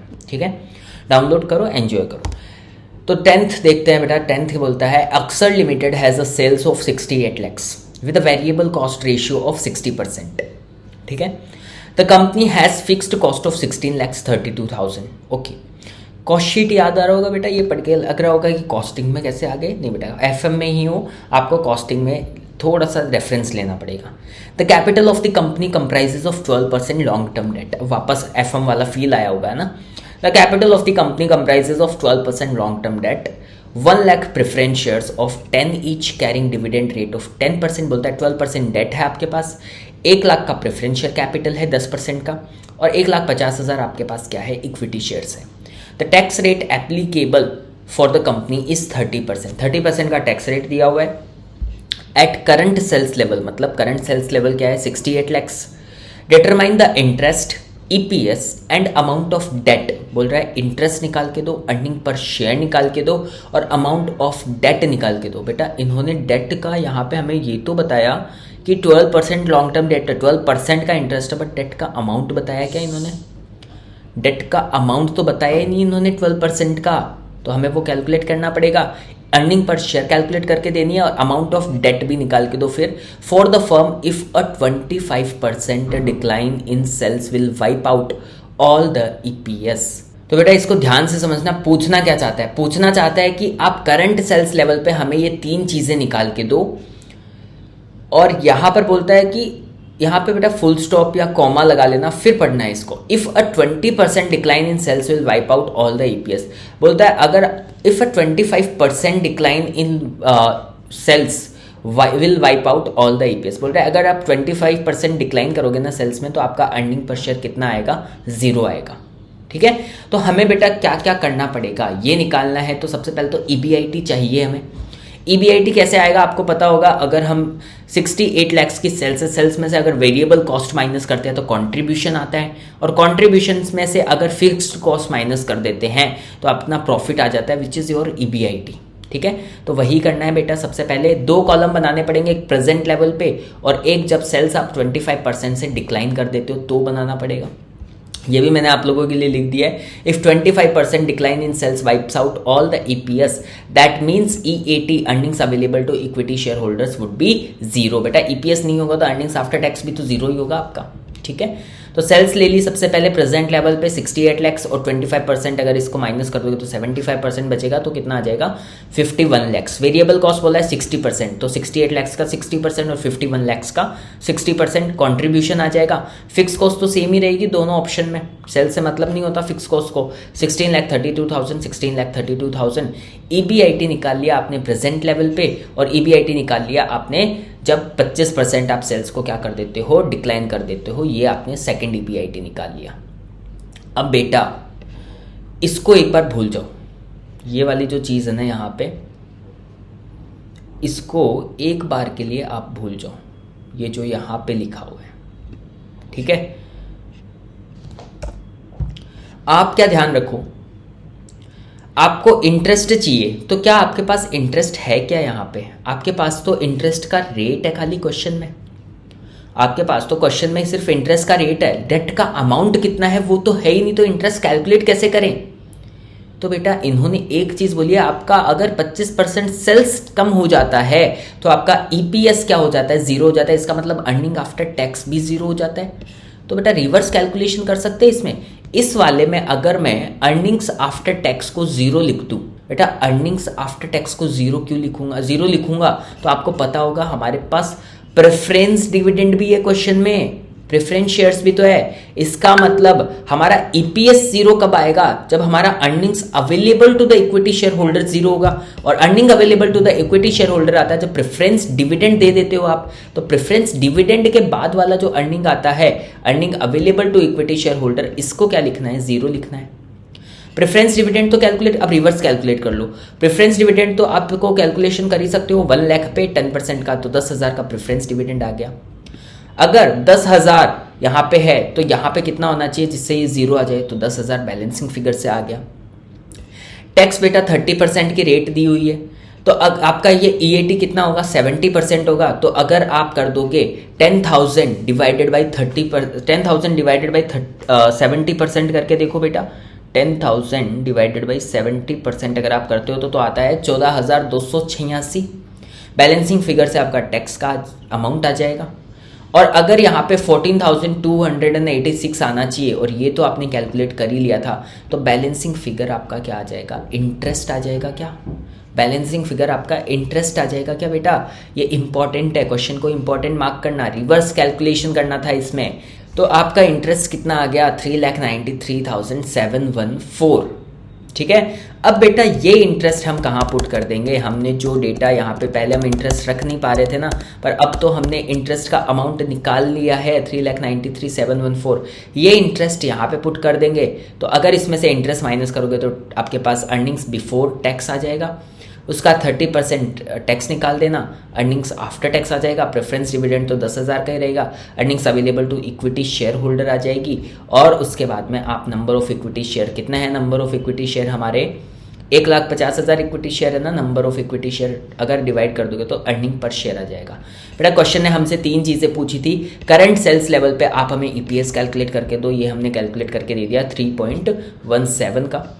ठीक है। दूसरी चीज़ पूछी थी इसने हमें इंटरेस्ट कैलकुलेट करके दो, इंटरेस्ट का अमाउंट कैलकुलेट करके दो, इंटरेस्ट का अमाउंट भी कैलकुलेट कर दिया हमने 3,93,714 का।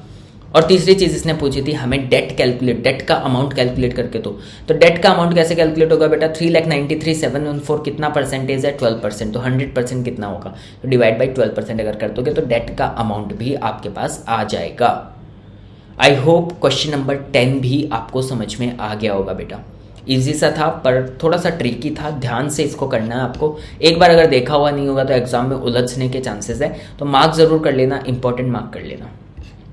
अब लास्ट क्वेश्चन बचा है इस चैप्टर का, विच इज क्वेश्चन नंबर 11।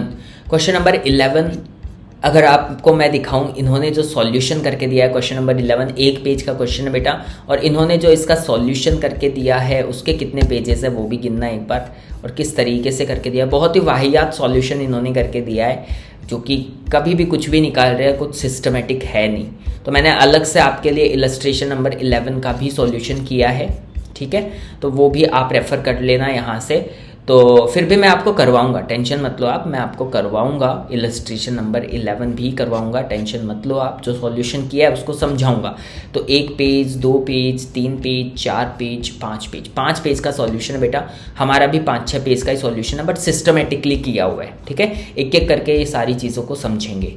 तो क्वेश्चन नंबर 11 यहाँ पे आ जाओ आप, और क्वेश्चन नंबर 11 क्या बोलता है वो पढ़ते हैं। बेटा एक बहुत बड़ी ट्रेजेडी हुई है अभी मेरे साथ मैंने पूरी वीडियो रिकॉर्ड कर ली क्वेश्चन नंबर 11 की, बट रिकॉर्डिंग ऑन करना भूल गया।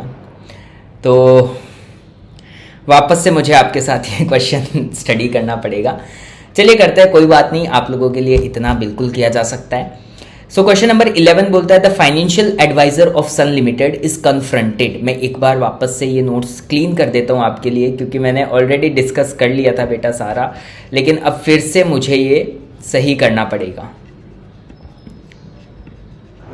तो बोलता है the financial adviser of Sun limited is confronted with the following 2 alternative financing plans for raising 10 lakhs that is needed for plant expansion and modernization. Sun limited को 10 लाख रुपए की जरूरत है, उसके लिए दो ऑल्टरनेटिव आपको दिए हुए हैं। 10 लाख रुपए क्यों चाहिए बेटा? प्लांट एक्सपांशन के लिए चाहिए।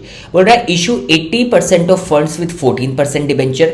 80% फंड्स लेके आओ, 14% डिबेंचर इशू करके एट पार, मतलब 100 रुपए पे ही इशू करने, मतलब 8 लाख रुपए इशू कर 8 लाख रुपए कैसे लेके आने वाले हैं? 14% डिबेंचर्स इशू करके, और उसको रिडीम कितने पे करेंगे? एट अ प्रीमियम ऑफ 10%, मतलब 110 रुपए पे, ठीक है, 10 साल के बाद में, after 10 years. And balance bye issuing, balance कितना बेटा? 20%, 2 लाख का फंड कैसे लेके आएंगे? इक्विटी शेयर्स इशू करके, और इशू प्राइस क्या होगी? 33.33% का प्रीमियम रहेगा। तो बेटा अगर पार वैल्यू पता चल जाए इक्विटी की, तो क्या इश्यू प्राइस पता चल जाएगी क्या? इक्विटी की पार वैल्यू अगर आप नीचे देखोगे, यहाँ पे फेस वैल्यू 100 है, तो इश्यू प्राइस कितनी हो जाएगी? 133.33 आपकी क्या हो जाएगी? इश्यू प्राइस इक्विटी की, ठीक है। ऑल्टरनेटिव 2 बोलता है raise 10% of funds required by issuing 8% irredeemable debentures at par. बोल रहा है 100 रुपए पे डिबेंचर्स इशू करेंगे 8%, 10% फंड लाने के लिए, मतलब 10 लाख का 10% 1 लाख ही होता है बेटा। और बाकी के जो 9 लैक्स है वो कैसे लेके आएंगे? इक्विटी शेयर्स इशू करेंगे एट अ प्राइस ऑफ 125 रुपए की प्राइस पे इक्विटी शेयर्स इशू करेंगे। बोलता है currently the firm has an earning per share of 21। The modernization and expansion programme is expected to increase the firm's earnings before interest and tax by 2 lakhs annually. बोल रहा है currently firm का EPS 21 rupees है, और आपका जो EBIT है ये एक्सपांशन करने के बाद 2 लाख रुपए से क्या हो जाएगा? बढ़ जाएगा, ठीक है। It will be increase by 2 lakhs rupees. The firms condensed balance sheet for the current year is given below. Balance sheet दी हुई है बेटा, क्या क्या दिया हुआ है? करंट एसेट्स दी हुई है, प्लांट एंड इक्विपमेंट दिया हुआ है, करंट लाइबिलिटीज है 5 lakhs की, 10% लॉन्ग टर्म लोन है 15 lakhs का, रिजर्व्स एंड सरप्लस है 10 lakhs का, और इक्विटी शेयर कैपिटल है 100 ईच की 20 lakhs की, टोटल है 50 lakhs। नीचे बोलता है however the finance adviser is concerned about the effect that issuing of debt might have on the firm. बोल रहा है फाइनेंस एडवाइजर को थोड़ी सी दिक्कत हो रही है कि अगर डेट इश्यू करोगे तो इस पे फर्म पे कुछ इफेक्ट आएगा। बोल रहा है the average debt ratio for the firms in industry is 35%। हमारी इंडस्ट्री जो अपने टोटल कैपिटल एम्प्लॉयड में डेट रखती है ना, उसका रेशियो कितना है? 35%। He believes if this ratio is exceeded, the PE ratio of the company will be 7 because of the potentially greater risk। बोल रहा है अगर हमारा debt ratio out of total capital employed 35% से एक्सीड कर जाता है, इन दैट केस हमारा जो PE रेशियो है वो कितना होगा? 7 होगा। बोल रहा है if the firm increases it's equity capital by more than 10%, he expects the PE ratio of the company will increase to 8.5 times irrespective of the debt ratio।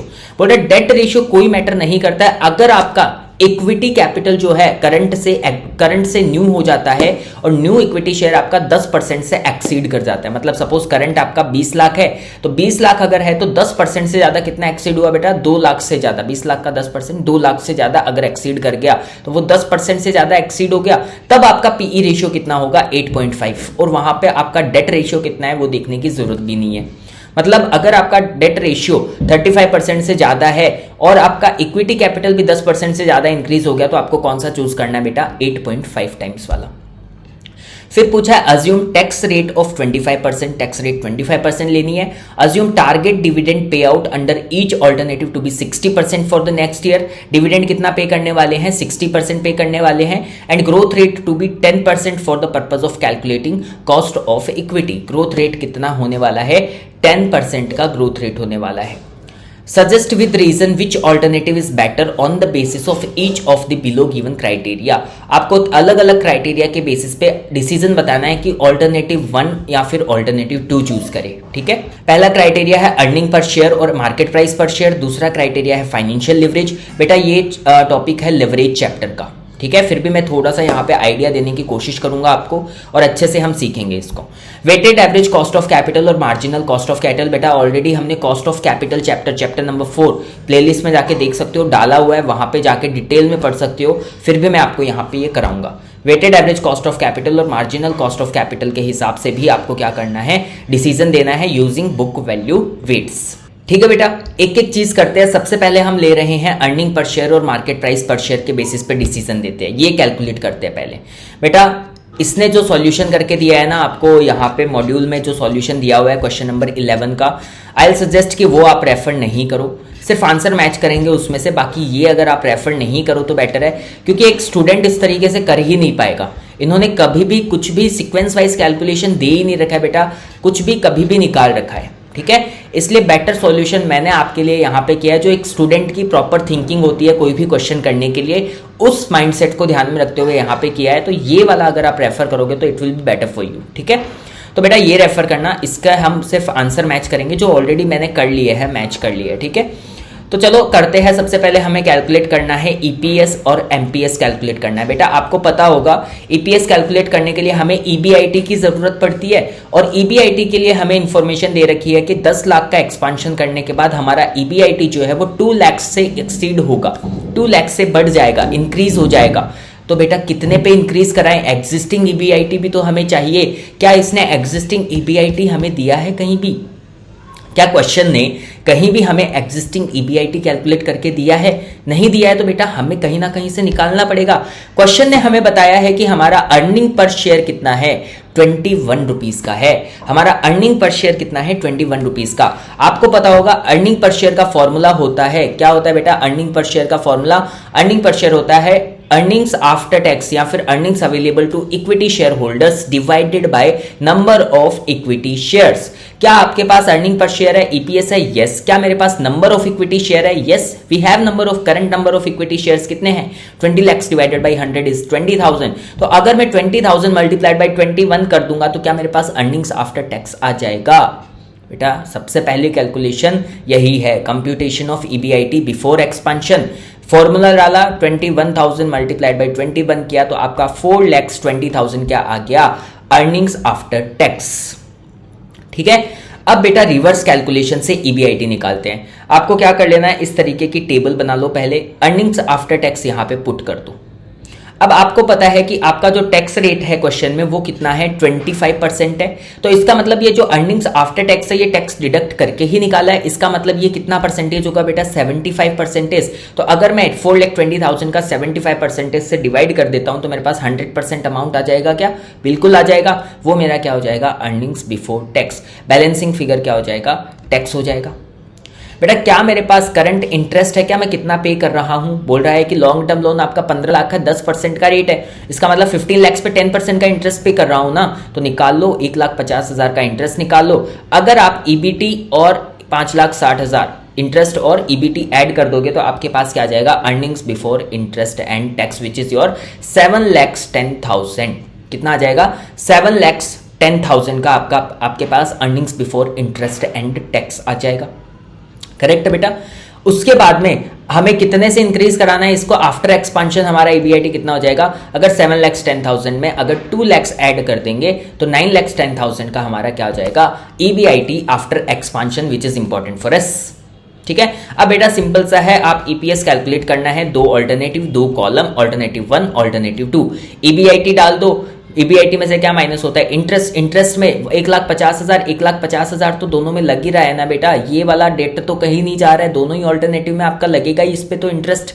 दूसरा आप क्या लेके आ रहे हो, 14% डिबेंचर लेके आ रहे हो 8 लाख रुपए पे, 80% मतलब 8 लाख रुपीस पर, तो 8 लाख का 14% आपका इंटरेस्ट जाएगा ऑल्टरनेटिव 1 में। ये देखो 8 लाख का 14% ऑल्टरनेटिव 1 में चला गया, और ऑल्टरनेटिव 2 में कितना जाएगा, 1 लाख रुपए का ही डेट है जिसपे 8% का इंटरेस्ट जाने वाला है, तो 1 लाख पे 8% इज 8,000। इंटरेस्ट माइनस कर दोगे तो अर्निंग्स बिफोर टैक्स आ जाएगा। इसमें से अगर टैक्स माइनस कर दोगे 25% का तो अर्निंग्स आफ्टर टैक्स आ जाएगा। नंबर ऑफ इक्विटी शेयर्स देखो बेटा, इसके लिए अलग से नोट बना दो, computation of number of equity shares. जैसे जैसे इंफॉर्मेशन की जरूरत पड़ेगी वैसे वैसे हम कैलकुलेशंस करते जाएंगे। नंबर ऑफ इक्विटी शेयर की बात करो तो एग्जिस्टिंग, तो बेटा ये वाले शेयर तो हमारे पास दोनों ही ऑल्टरनेटिव्स में रहने वाले हैं 20,000। तो इसके अलावा हम नया इक्विटी शेयर इशू यहां पे कर रहे हैं ना, इसके अलावा नया इक्विटी शेयर हम इशू यहां पे कर रहे हैं, तो नंबर ऑफ इक्विटी शेयर कितना हो जाएगा, 20,000 तो दोनों ही ऑप्शंस में रहने वाले हैं, 20,000 और 20,000, ये तो दोनों ही ऑल्टरनेटिव्स में रहने वाले हैं एग्जिस्टिंग तो। ठीक है। न्यू में क्या आ रहा है, न्यू में बेटा आप फर्स्ट ऑल्टरनेटिव में कितने का इक्विटी इश्यू करने वाले हो, 2 लाख रुपए का, 80% डेट से लेके आने वाले हो, 2 लाख आप किससे लेने वाले हो, इक्विटी से, जिसका इश्यू प्राइस 133.33 होगा। तो 2 लाख डिवाइडेड बाई 133.33 अगर कर देंगे तो क्या मेरे पास नंबर ऑफ इक्विटी शेयर आ जाएगा जो मैं नए वाले इश्यू करना चाहता हूं, ठीक है। इसका टोटल कर दोगे तो total number of equity share. Similarly second alternative में कितने का इक्विटी लेके आने वाले हो, 9 लाख का, और 9 लाख को इश्यू करने वाले हो 125 पे, तो 9 लाख डिवाइडेड बाई 125 करोगे तो आपके पास नंबर ऑफ इक्विटी शेयर आ जाएगा। टोटल कर दोगे तो total number of equity share आ जाएगा। ये total number of equity share अगर आप यहां पे पुट कर दोगे 21,500 और 27,200, तो क्या आपके पास अर्निंग पर शेयर कैलकुलेट हो जाएगा बेटा, बिल्कुल कैलकुलेट हो जाएगा। बेटा पीई रेशियो निकालना पड़ेगा हमें, कि हमें एमपीएस कैलकुलेट करना है ना, तो पीई रेशियो की जरूरत पड़ेगी। आपको पता है एमपीएस कैसे आता है, ईपीएस को अगर पीई रेशियो से मल्टीप्लाई करते हैं तो मार्केट प्राइस पर शेयर आता है। तो बेटा computation of the PE ratio is your next note, ठीक है। जैसे जैसे इंफॉर्मेशन की जरूरत पड़ रही है वैसे वैसे लेके आते जा रहे हैं, ठीक है। Computation of the PE ratio, ये आपका नेक्स्ट बन गया। इसमें हमें क्या बोला है, आपको 2 पैराग्राफ याद होंगे ये क्वेश्चन के अबाउट पीई रेशियो। बोलता है अगर हमारा डेट रेशियो 35% से एक्सीड करता है तो हमारा पीई रेशियो 7 टाइम्स होगा, बट अगर हमारा चेंज इन इक्विटी मतलब इंक्रीज इन इक्विटी 10% से ज्यादा होता है तो हमारा पीई रेशियो कितना होगा, 8.5 टाइम्स होगा, ठीक है। तो सबसे पहले यहां पे बात करते हैं डेट कितना है, हमारा डेट रेशियो निकाल लेते हैं। सबसे पहले डेट कितना है बेटा, हमारे पास डेट था ऑलरेडी 15 लाख का, तो दोनों ही ऑल्टरनेटिव्स में था, प्लस फर्स्ट ऑल्टरनेटिव में हम 8 लाख का डेट और लेके आए और सेकंड ऑल्टरनेटिव में 1 लाख का डेट लेके आए। तो फर्स्ट ऑल्टरनेटिव में टोटल डेट कितना हो जाएगा, 15 लाख प्लस 8 लाख इज 23 लाख, और सेकंड ऑल्टरनेटिव में टोटल डेट हो जाएगा 15 lakh plus 1 lakh is equals to 16 lakh, 15 lakh plus 1 lakh is equal to 16 lakh. इतना समझ में आ गया होगा बेटा। अब हमें टोटल कैपिटल इंप्लॉयड भी तो चाहिए डेट रेशियो निकालने के लिए, तो बेटा नेक्स्ट नोट है हमारा टोटल कैपिटल इंप्लॉयड कैसे कैलकुलेट करें। आपको पता होगा कैपिटल इंप्लॉयड क्या होता है बेटा, कैपिटल इंप्लॉयड आपका होता है debt plus equity, debt plus equity, यही होता है। और इक्विटी में बेटा इक्विटी शेयर कैपिटल और रिटेन्ड अर्निंग्स दोनों आते हैं, ठीक है। इतना आपको पता होगा ना कैपिटल इंप्लॉयड क्या होता है। तो सबसे पहले मैं निकालता हूं टोटल इक्विटी शेयर कैपिटल कितनी है मेरे पास। बेटा एग्जिस्टिंग इक्विटी शेयर कैपिटल कितनी है मेरे पास, 20 लाख तो है ही, तो एज इट इज पुट कर दूंगा दोनों ऑल्टरनेटिव्स में। 20 लाख तो आना ही आना है, ठीक है। दोनों ऑल्टरनेटिव में 20 लाख तो आना ही आना है। उसके अलावा नई इक्विटी शेयर कितना लेके आ रहा हूं बेटा, ऑल्टरनेटिव 1 में 2 लाख रुपए के इक्विटी शेयर्स इश्यू कर रहा हूं क्या, यस। बट यहां पे एक चीज पे ध्यान देना, इक्विटी शेयर कैपिटल कितनी है, टोटल इक्विटी तो 2 लाख है, बट इक्विटी शेयर कैपिटल में कितना अमाउंट जाएगा बेटा। ये जो प्रीमियम का पैसा है ये तो सिक्योरिटीज प्रीमियम जाता है, ये जो प्रीमियम का पैसा है ये तो सिक्योरिटीज प्रीमियम में जाता है, और securities premium is the part of what, reserves and surplus. Securities premium तो रिजर्व्स एंड सरप्लस का पार्ट है ना, तो आपको सिर्फ 100 रुपए ही डालने चाहिए ना इक्विटी शेयर कैपिटल में, ठीक है बेटा। ध्यान रखना, आपको सिर्फ 100 रुपए डालने चाहिए इक्विटी शेयर कैपिटल में। तो बेटा आप कैसे कैलकुलेट करोगे, 2 lakhs divided by 133.33 is your total number of share. हमें डालना कितना है, 100 रुपए ही। तो बेटा यहां पे कैलकुलेशन करिए मैंने आपके लिए, 2 lakhs divided by 133.33 multiplied by 100, क्योंकि हमें 100 रुपए डालना था। टोटल कर दोगे तो टोटल इक्विटी शेयर कैपिटल आ जाएगा। इसी तरीके से ऑल्टरनेटिव 2 में 9 लाख इश्यू कर रहे थे 125 के प्राइस पे, इक्विटी शेयर कैपिटल में 100 आ जाएगा, ठीक है। रिजर्व्स एंड सरप्लस में बेटा एक्जिस्टिंग रिजर्व्स एंड सरप्लस कितने हैं हमारे, एक्जिस्टिंग रिजर्व्स एंड सरप्लस है 10 लाख के। नए वाले क्या होंगे, सिक्योरिटीज प्रीमियम का पैसा बेटा 33.33 रुपीज और 25 रुपीज, बस यही करना है। यहाँ पे ऊपर 100 से मल्टीप्लाई किया, नीचे 33.33 और यहाँ पे 25 से टोटल कर दोगे तो टोटल रिजर्व्स एंड सरप्लस आपके पास आ जाएगा।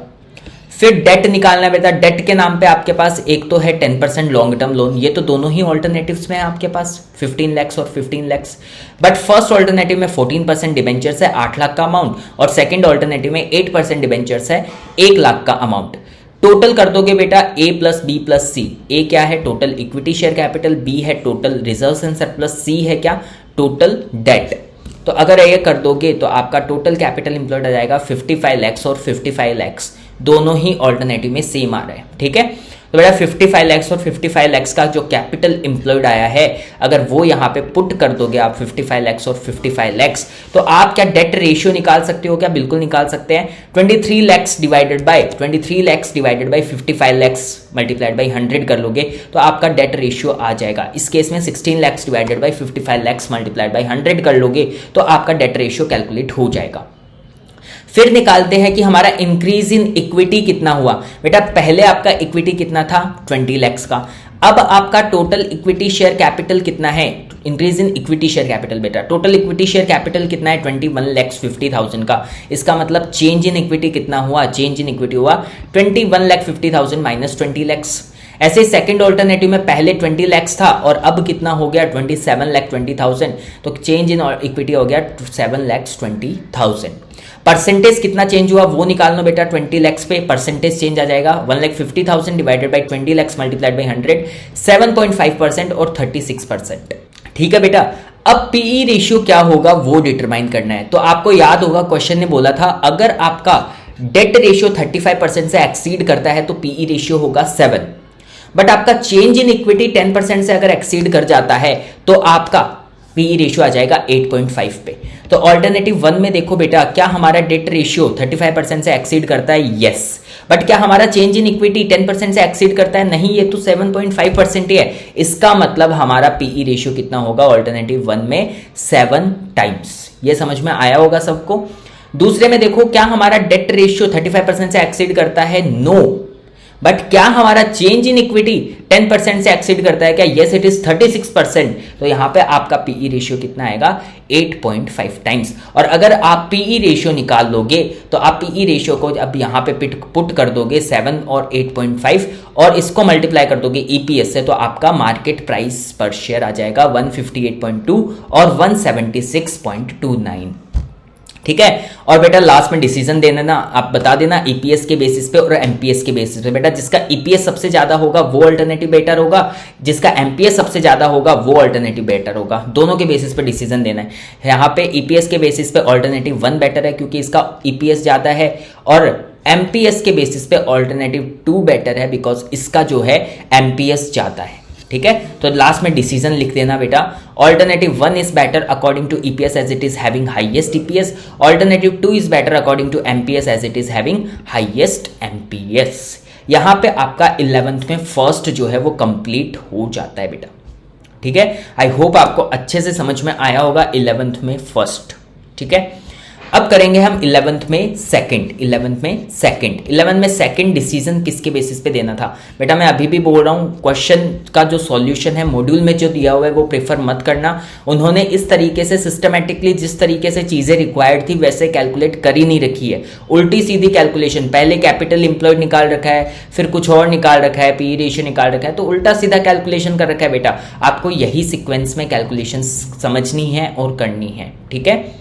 11th में 2 हमें डिसीजन देना है on the basis of financial leverage. अब बेटा फाइनेंशियल लिवरेज देख लो, यहाँ पे क्वेश्चन में बोला है फाइनेंशियल लिवरेज के बेसिस पे आप क्या दो? डिसीजन दो। मैं आपको शॉर्ट में समझा देता हूं फाइनेंशियल लिवरेज क्या होता है और डिटेल में हम समझेंगे लिवरेज के चैप्टर में। फाइनेंशियल लिवरेज होता है कि आपकी कंपनी जो कमा रही है उसमें रीपेमेंट ऑफ डेट में कितना पैसा जा रहा है, that is your financial leverage. ठीक है। मतलब आप रेवेन्यू कितना जनरेट कर रहे हो, रेवेन्यू के अगेंस्ट में डेट का पेमेंट कितना कर रहे हो, that is your financial leverage. बेटा फाइनेंशियल लिवरेज का फॉर्मूला होता है ईबीआईटी डिवाइडेड बाय ईपीटी। आप मुझे बताओ फाइनेंशियल लिवरेज जितना ज्यादा होगा या जितना कम होगा, कौन सा बेटर सिचुएशन है? जितना कम होगा, जितना कम हम पेमेंट करेंगे वही तो ज्यादा बेटर है हमारे लिए। तो डिसीजन किस बेसिस पे देंगे? जिसका फाइनेंशियल लिवरेज सबसे कम हो उस बेसिस पे हम डिसीजन देके आएंगे। तो यहां पे बेटा ऑल्टरनेटिव 1 और ऑल्टरनेटिव 2 ईबीआईटी और ईबीटी ऊपर जो हमने टेबल बनाई थी उसमें निकाला था ना। ईबीआईटी 9,10,000 9,10,000 और ईबीटी भी टेबल से ही लिया बेटा 648 और 752। देखो आपने ईबीटी निकालना था यहाँ पे 6,48 और 7,52,000। ठीक है। एज इट इज डाल दिया, डिवाइड कर दिया तो आपके पास क्या आ जाएगा? फाइनेंशियल लिवरेज 1.40 और 1.21। जिसका सबसे कम है उसके बेसिस पे डिसीजन देना है। 1.21 के बेसिस पे हम ऑल्टरनेटिव 2 को सजेस्ट करके आ जाएंगे। Alternative 2 is better according to financial leverage as it is having lowest financial leverage। 11th में सेकंड यहाँ पे आपका कंप्लीट हो जाता है बेटा। फिर एक लास्ट बचता है weighted average cost of capital and marginal cost of capital using book value weights. ठीक है बेटा, डिटेल में पढ़ाया हुआ है सीओसी के चैप्टर में, प्लेलिस्ट में लिंक है, वहां पे प्लेलिस्ट में जाके देखोगे तो आपके पास फाइनेंशियल मैनेजमेंट के सारे चैप्टर आ जाएंगे। चैप्टर नंबर 4 रेफर कर लेना, 2 पार्ट्स में डाला हुआ है अगर डिटेल में सीखना है, और अगर सीखा हुआ है या फिर आपको यहीं से ही सीखना है तो वहां पे मैं सिखा देता हूं। ठीक है, तो बेटा weighted average cost of capital आपको पता होगा, weighted average cost of capital होता है हमारे अलग अलग सोर्सेज ऑफ फाइनेंस के सोर्सेज ऑफ फाइनेंस की कॉस्ट, उसका एवरेज अगर कर देते हैं। कौन सा एवरेज बेटा? वेटेड एवरेज कर देते हैं। जैसे अलग अलग सोर्सेज कौन कौन से होते हैं हमारे, अलग अलग सोर्सेज में आता है इक्विटी आता है जिसका कॉस्ट ऑफ कैपिटल होता है केई।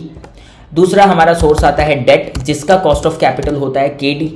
तीसरा हमारा आता है रिटेन्ड अर्निंग्स जिसका कॉस्ट ऑफ कैपिटल क्या होता है बेटा? के आर। और चौथा हमारा आता है प्रेफरेंस शेयर कैपिटल। क्या आता है बेटा? प्रेफरेंस शेयर कैपिटल जिसका कॉस्ट ऑफ कैपिटल को हम बोलते हैं केपी। इतना सबको याद होगा बेटा, किसको क्या बोलते हैं याद है या नहीं है सब लोग बताएंगे मुझे। ठीक है, ऑब्वियसली याद होना चाहिए बेटा। इस क्वेश्चन में क्या हमारे पास इक्विटी है? यस। क्या हमारे पास डेट है? यस। क्या हमारे पास रिजर्व्स एंड सरप्लस है? यस। बट क्या हमारे पास प्रेफरेंस शेयर कैपिटल है? प्रेफरेंस शेयर कैपिटल का तो कहीं जिक्र ही नहीं है पूरे क्वेश्चन में। तो हमारा weighted average cost of capital सिर्फ किस पे बेस्ड होगा? इक्विटी पे, डेट पे और रिटेन्ड अर्निंग्स पे। तो बेटा सबसे पहले हमें के ई निकालना पड़ेगा, हमें के डी निकालना पड़ेगा और हमें के आर निकालना पड़ेगा। ठीक है, तो बेटा निकालते हैं। सबसे पहले हम के ई की कैलकुलेशन करते हैं। यहाँ पे आ जाओ। के ई निकालने के लिए क्या इन्फॉर्मेशन इन्होंने दी है बेटा? ये सारी इन्फॉर्मेशन हम यूज कर चुके हैं ऊपर से लेके नीचे तक। ठीक है, अब सिर्फ ये वाला पॉइंट बचा है। यहाँ पे देखो, बोलता है अज्यूम टैक्स रेट इज 25%। ठीक है, assume target dividend payout under each alternative to be 60% for the next year। बेटा नेक्स्ट ईयर का डिविडेंड दे रखा है हमें, इसका मतलब क्या? D1 दे रखा है इन्होंने। बेटा आपको याद होगा जब मैंने आपको ये वाला चीज पढ़ाया था कि के कैसे निकालते हैं, तो 5 अप्रोच बताई थी मैंने। ये वाले नोट्स वगैरह सब मैंने आपको टेलीग्राम लिंक में दिए हुए हैं बेटा, फ्री में दिया हुआ है सब। टेलीग्राम का लिंक जो है वो डिस्क्रिप्शन बॉक्स में, वहां से जाके आप ज्वाइन कर सकते हो। मैंने जब आपको केई पढ़ाया था तो आपको 5 अप्रोच सिखाई थी बेटा। 5 अप्रोच सिखाई थी, dividend price approach, earning price approach, growth approach, realise yield approach और CAPM, capital asset pricing model. बेटा हर एक अप्रोच मैंने आपको डिटेल में समझाया था और हर एक अप्रोच से हम as per the information of question हम सॉल्यूशन कर सकते थे। करंटली हमारे क्वेश्चन में कौन सी अप्रोच के चीजें दी हुई है बेटा? हमारे क्वेश्चन में D1 दिया हुआ है और ग्रोथ रेट दिया हुआ है। ग्रोथ रेट दिया हुआ है, इसका मतलब हम ग्रोथ अप्रोच से ये कर सकते हैं क्या? इसका मतलब क्या हम ग्रोथ अप्रोच यूज कर सकते हैं क्या? ग्रोथ अप्रोच का फॉर्मूला क्या होता है? D1 divided by P0 plus G। क्या ये सारी इंफॉर्मेशन है हमारे पास? बेटा P0 का मतलब होता है current market price, current market price, और D1 का मतलब नेक्स्ट ईयर का डिविडेंड। वो तो हमें यहाँ पे दिया ही हुआ है ना, 60% पे आउट है। नेक्स्ट ईयर का डिविडेंड जो है वो 60% का पे आउट है। और नेक्स्ट ईयर का ईपीएस जो है वो तो हमने निकाल ही लिया था। ऊपर जो हमने टेबल बनाई थी बेटा, ऊपर जो हमने टेबल बनाई थी, क्या नेक्स्ट ईयर का ईपीएस हमने निकाल लिया था? यहाँ पे ये देखो, ये जो ऊपर हमने कैलकुलेट करा था, यहाँ पे ईपीएस कैलकुलेट करा था ना, ये आफ्टर एक्सपांशन ही तो है नेक्स्ट ईयर का। ठीक है, तो अगर हम ईपीएस को 60% से मल्टीप्लाई कर देंगे तो क्या मेरे पास D1 आ जाना चाहिए? अगर हम ईपीएस को 60% से मल्टीप्लाई कर देंगे, ईपीएस कितना था? 22.6 और 20.74 जो हमने कैलकुलेट किया था, इसको मल्टीप्लाई बाय 60% कर दोगे तो आपके पास ये वाला क्या आ जाएगा? D1। अब बेटा ध्यान से सुनना, करना कैसे चाहिए था इस क्वेश्चन को? एज पर ग्रोथ अप्रोच, क्योंकि ग्रोथ रेट दिया हुआ था और D1 दिया हुआ था। पर आईसीएआई के स्टडी मटेरियल ने इस क्वेश्चन को किया है as per dividend price approach. कौन सी अप्रोच के बेसिस पे बेटा? As per dividend price approach. कुछ नहीं कर सकते बेटा, जैसा आईसीएआई ने किया है वैसा ही सॉल्यूशन आपको करके आना पड़ेगा। रीजन बीइंग एग्जामिनर के पास वही सॉल्यूशन जाने वाला है, तो अगर आप सही भी करके आओगे ना तो भी आपका गलत हो जाएगा। तो मैं यही सजेस्ट करूंगा कि आईसीएआई ने अगर गलत किया है सॉल्यूशन में तो आप भी गलत ही रट के जाओ बेटा। मार्क कर लेना क्वेश्चन को कि इसमें हमें रट के जाना है गलत सलत। ठीक है, तो हम डिविडेंड प्राइस अप्रोच से करेंगे, और जिस डिविडेंड प्राइस अप्रोच का फॉर्मूला क्या होता है बेटा? D1 divided by P0, D1 divided by P0। अब आपको यहां पे दिख रहा होगा कि क्वेश्चन ने इंफॉर्मेशन दिया है कि D1 होगा, नेक्स्ट ईयर का ही डिविडेंड दिया है ना यहाँ पे 60%। बट ICAI ने इसको भी D0 माना है, D1 नहीं माना है, और D0 को 10% से ग्रो कराया और D1 निकाला है। इस तरीके से बेटा हमें भी वही करना पड़ेगा, इसको हमें D0 ही मानना पड़ेगा। ग्रोथ रेट दे रखी है 10%, आप इसको ग्रो करवा दो। D1 निकालने का formula D0 multiplied by 1 + G, इस तरीके से कर दो तो आपके पास D1 आ जाएगा।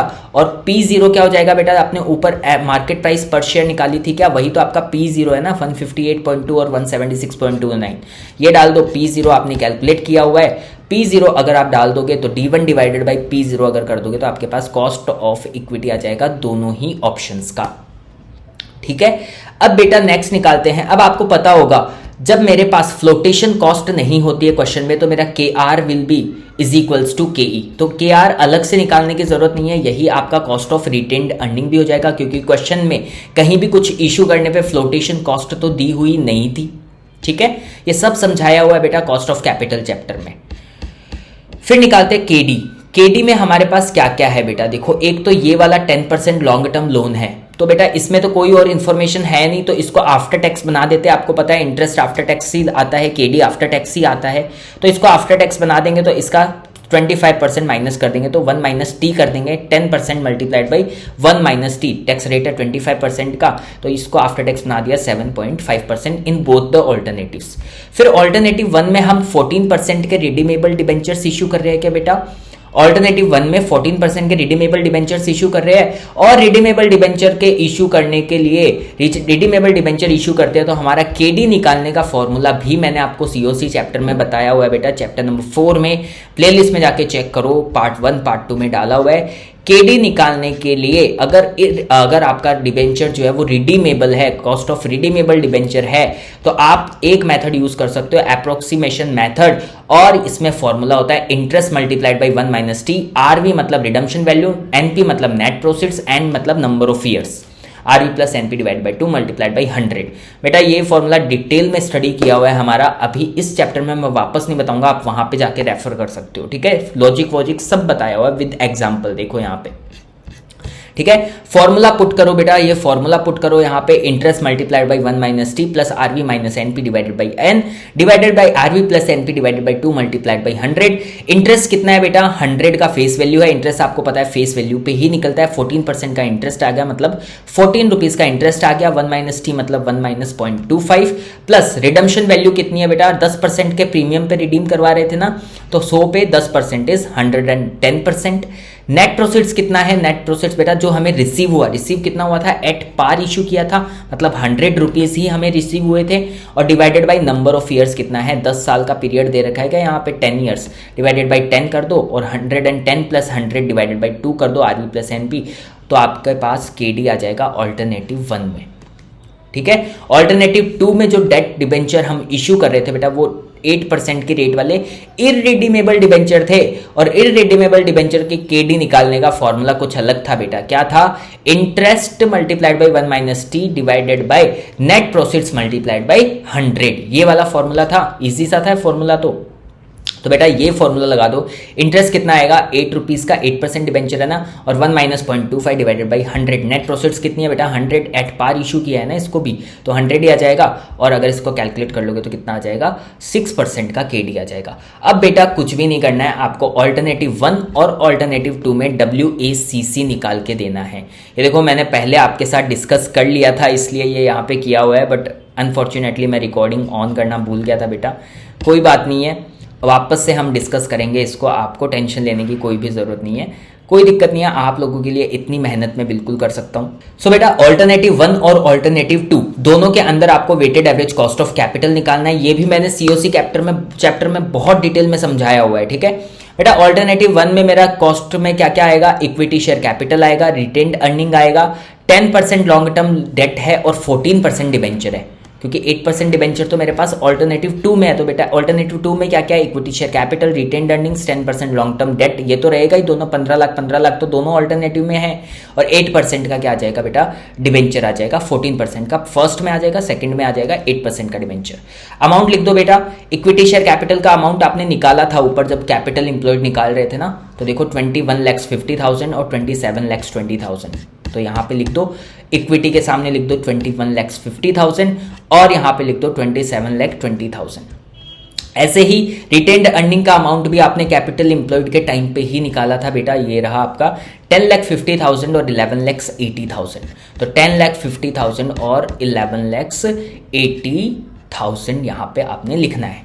10% लॉन्ग टर्म डेट का तो आपका अमाउंट आपको पता है 15 लैक्स ही है बेटा, 15 लैक्स यहाँ पे, ठीक है। तो दोनों ऑल्टरनेटिव में कितना कितना अमाउंट आ जाएगा, 15 लैक्स और 15 लैक्स। और आपको पता है 14% डिबेंचर का अमाउंट 80% था, मतलब 8 लैक्स, और इसका 10% था, मतलब 1 लाख। टोटल कर दोगे, वेट्स निकाल लोगे बेटा। वेट्स कैसे निकलेंगे दोनों ही ऑल्टरनेटिव्स में, 21,50,000 डिवाइडेड बाय 55 लैक्स, इस तरीके से सारे वेट्स निकाल लोगे रेस्पेक्टिव अमाउंट के। कॉस्ट ऑफ कैपिटल आपने इक्विटी शेयर कैपिटल के सामने केई कितना निकाला आपने, ऑल्टरनेटिव 1 में केई कितना निकाला बेटा, 9.43, ऑल्टरनेटिव 2 में 7.76। तो इक्विटी शेयर कैपिटल के सामने इक्विटी शेयर कैपिटल की केई लिख दो, 9.43 और 7.76। आपको पता है फ्लोटेशन कॉस्ट है नहीं, तो KE will be equal to KR, तो 9.43 और 7.76 ही आपका क्या हो जाएगा, केआर हो जाएगा। केडी 10% लॉन्ग टर्म डेट का आपने निकाला हुआ ही है, 7.5% और 7.5%, दोनों में 7.5% और 7.5% लिख दो यहाँ पे। और 14% डिबेंचर भी आपने निकाला हुआ है केडी, 10.95% और 6%, 8% डिबेंचर का। तो 10.95% और 6% यहाँ पे लिख दोगे तो आपका क्या आ जाएगा, अगर आप वेट्स को कॉस्ट ऑफ कैपिटल से मल्टीप्लाई कर दोगे दोनों के अंदर, तो आपके पास क्या आ जाएगा, weighted average cost of capital. और अगर इन सब का टोटल अगर आप कर दोगे अलग अलग सोर्सेज ऑफ फाइनेंस का, तो आपका total weighted average cost of capital आ जाएगा विच इज 9.12% इन ऑल्टरनेटिव 1 और 7.66% इन ऑल्टरनेटिव नंबर 2। यहां पे आपका weighted average cost of capital जो है वो कैलकुलेट हो गया है बेटा। उसके बाद में आपको पूछा था मार्जिनल कॉस्ट ऑफ कैपिटल, और आपको पता है मार्जिनल कॉस्ट ऑफ कैपिटल क्या होता है बेटा, सीओसी चैप्टर में ही पढ़ाया हुआ है, ये भी डिटेल में क्वेश्चंस भी किए हुए हैं इस पे हमने। मार्जिनल कॉस्ट ऑफ कैपिटल क्या होता है, cost of additional finance. Additional finance कितना लेके आ रहे हैं बेटा, 10 लैक्स लेके आ रहे हैं क्या। कॉस्ट ऑफ एडिशनल फाइनेंस क्या है, 10 लैक्स है ना, ठीक है। तो ऐसे ही हमें निकालना है बेटा, यहाँ पे टोटल कितना होना चाहिए हमारा दोनों ही ऑल्टरनेटिव में, 10 लैक्स, ठीक है। ऑल्टरनेटिव 1 और ऑल्टरनेटिव 2 तीन सोर्सेज रहेंगे बेटा। एक तो हम ऑल्टरनेटिव 1 में कहां से पैसा आ रहा है, ध्यान देना बेटा। ऑल्टरनेटिव 1 में डेट इश्यू कर रहे हो और इक्विटी से लेके आ रहे हैं, पर आपको पता होगा सिक्योरिटीज प्रीमियम आ रहा है, तो रिटेन्ड अर्निंग्स भी तो आएगा दोनों ही ऑल्टरनेटिव में। तो बेटा तीन सोर्सेज हो गए, equity share capital, retained earnings और 14% डिबेंचर्स, ठीक है। इसी तरीके से ऑल्टरनेटिव 2 में भी equity share capital, reserves and surplus और 8% डिबेंचर्स। इतनी बात सबको समझ में आई क्या बेटा, ठीक है। इक्विटी शेयर कैपिटल का अमाउंट 1,50,000 और रिजर्व्स एंड सरप्लस का 50,000। बेटा ये भी जब आप कैपिटल एम्प्लॉयड निकाल रहे थे ना, तो आपने अलग अलग किया था, देखो यहाँ पे नया इक्विटी शेयर कैपिटल कितना था, 1,50,000 और नया रिजर्व एंड सरप्लस था 50,000। ऐसे ही सेकंड ऑल्टरनेटिव का बेटा, तो यहाँ पे ये लिख दिया दोनों ही ऑल्टरनेटिव में, यहाँ पे 7,20,000 और 1,80,000। 14% डिबेंचर का अमाउंट बेटा आपको पता है 8 लाख रुपए इश्यू कर रहे थे ना डेट से, और यहाँ पे 1 लाख रुपए, वो यहाँ पे लिख दिए। टोटल कितना होना, 8 लाख और 1 लाख लिख दिया, टोटल कितना होना चाहिए 10 लैक्स। हुआ क्या बेटा, बस सिमिलर जैसे WACC में वेट्स निकाला था वो लिख दो, सबके सामने इनकी कॉस्ट लिख दो, ऊपर जैसे जैसे निकाली थी वो कॉस्ट लिख दो, वेट को COC से मल्टीप्लाई कर दो।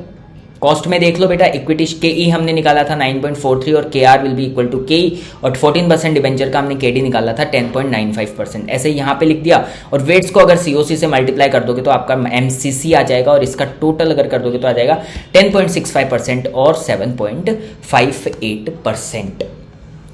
बेटा आपको डिसीजन भी तो देना है, तो जिसका weighted average cost of capital और MCC marginal cost of capital सबसे कम होगा वही तो आप चूज करोगे ना, कॉस्ट जिसके सबसे कम होगी। बेटा ऑल्टरनेटिव 1 की है 9.12%, ऑल्टरनेटिव 2 की है 7.66%। तो as per weighted average cost of capital किसको चूज करोगे, ऑल्टरनेटिव नंबर 2 को। MCC के बेसिस पे भी बेटा ऑल्टरनेटिव नंबर 2 ही आएगा, क्योंकि इसका 10% है, इसका 7% है। तो alternative 2 should be chosen as per WACC and MCC as it is having the lowest WACC and MCC। यहां पर बेटा आपका क्वेश्चन नंबर 11 का पूरा सॉल्यूशन मैंने आपके साथ डिस्कस कर लिया है। एक बार फिर से बोलूंगा कि आपको मॉड्यूल वाला सॉल्यूशन रेफर नहीं करना है, और वो एक पॉइंट इंपॉर्टेंट था ICAI ने KE निकालने के लिए जो अज्यूम किया था बेटा, आपको मार्क करना है ये क्वेश्चन, और इसमें लिख लेना कि ये रट के ही जाना है हमें। बेटा क्या इतना बड़ा क्वेश्चन एग्जाम में पूछ सकते हैं क्या ये लोग, होने को कुछ भी हो सकता है बेटा, बट अगर पूछेंगे तो 15-20 मार्क्स का जरूर आएगा, क्योंकि 2-3 चैप्टर का इंक्लूजन है ना इसके अंदर, ठीक है। तो एक बार ज़रूर आंखों में से निकाल के ज़रूर जाना है आपको, ठीक है। और इतना लेंदी सॉल्यूशन भी आपको करना पड़ सकता है एग्जाम में अगर पूछ लिया तो बेटा। तो ICAI का सॉल्यूशन रेफर मत करना, एक बार फिर से बोलूंगा, ये वाला ही सॉल्यूशन रेफर करना। नोट्स आपको टेलीग्राम चैनल में लिंक है, टेलीग्राम चैनल का लिंक है डिस्क्रिप्शन बॉक्स में, वहां पे जाके आप ज्वाइन करो, फ्रीली अवेलेबल हो जाएंगे। आई होप बेटा चैप्टर नंबर 5 आपको समझ में आ गया होगा। विद नोट्स मैंने सब कुछ आपके साथ डिस्कस किया है, नोट्स, इलस्ट्रेशन और प्रैक्टिकल प्रॉब्लम्स भी। बेटा मैं आप लोगों के लिए अगर इतनी मेहनत कर रहा हूं तो आपसे एक फीडबैक तो एक्सपेक्ट कर ही सकता हूं। कमेंट सेक्शन में मुझे अपना फीडबैक जरूर बताइएगा कि आपको चैप्टर समझ में आया कि नहीं आया। पूरा स्टडी मटेरियल का कवरेज हमने किया है, ऐसे ही हर एक चैप्टर को हम कवर करने वाले हैं बेटा। CA का, CMA का और CS से रिलेटेड हर एक लेवल पे, फाउंडेशन, इंटर और फाइनल लेवल पे, तीनों लेवल्स के अलग अलग प्लेलिस्ट आने वाली है। हर एक सब्जेक्ट की, कॉस्टिंग, लॉ, ऑडिट, FM, हर एक सब्जेक्ट की प्लेलिस्ट आने वाली है। तो पूरा का पूरा सिलेबस मैं आपका यूट्यूब पे कवर करवा दूंगा फ्री ऑफ कॉस्ट में, with the hand written notes, जो आप टेलीग्राम चैनल अगर ज्वाइन करोगे तो वहां पे मिल ही जाएंगे आपको। तो बेटा एक कमेंट सेक्शन में जरूर मुझे कमेंट करके बताना आपको समझ में आया कि नहीं आया। It will motivate me to work for you, ठीक है। तो बेटा मिलते हैं नेक्स्ट वीडियो में। आई होप आपको ये वाला चैप्टर कंप्लीटली समझ में आ गया होगा, 4 पार्ट्स में हमने डाला है, ठीक है। Will see you in the next video. Thank you so much for watching the video. मैं CA आशीष गोयल अब आपसे इजाजत लेता हूं बेटा। Thank you so much.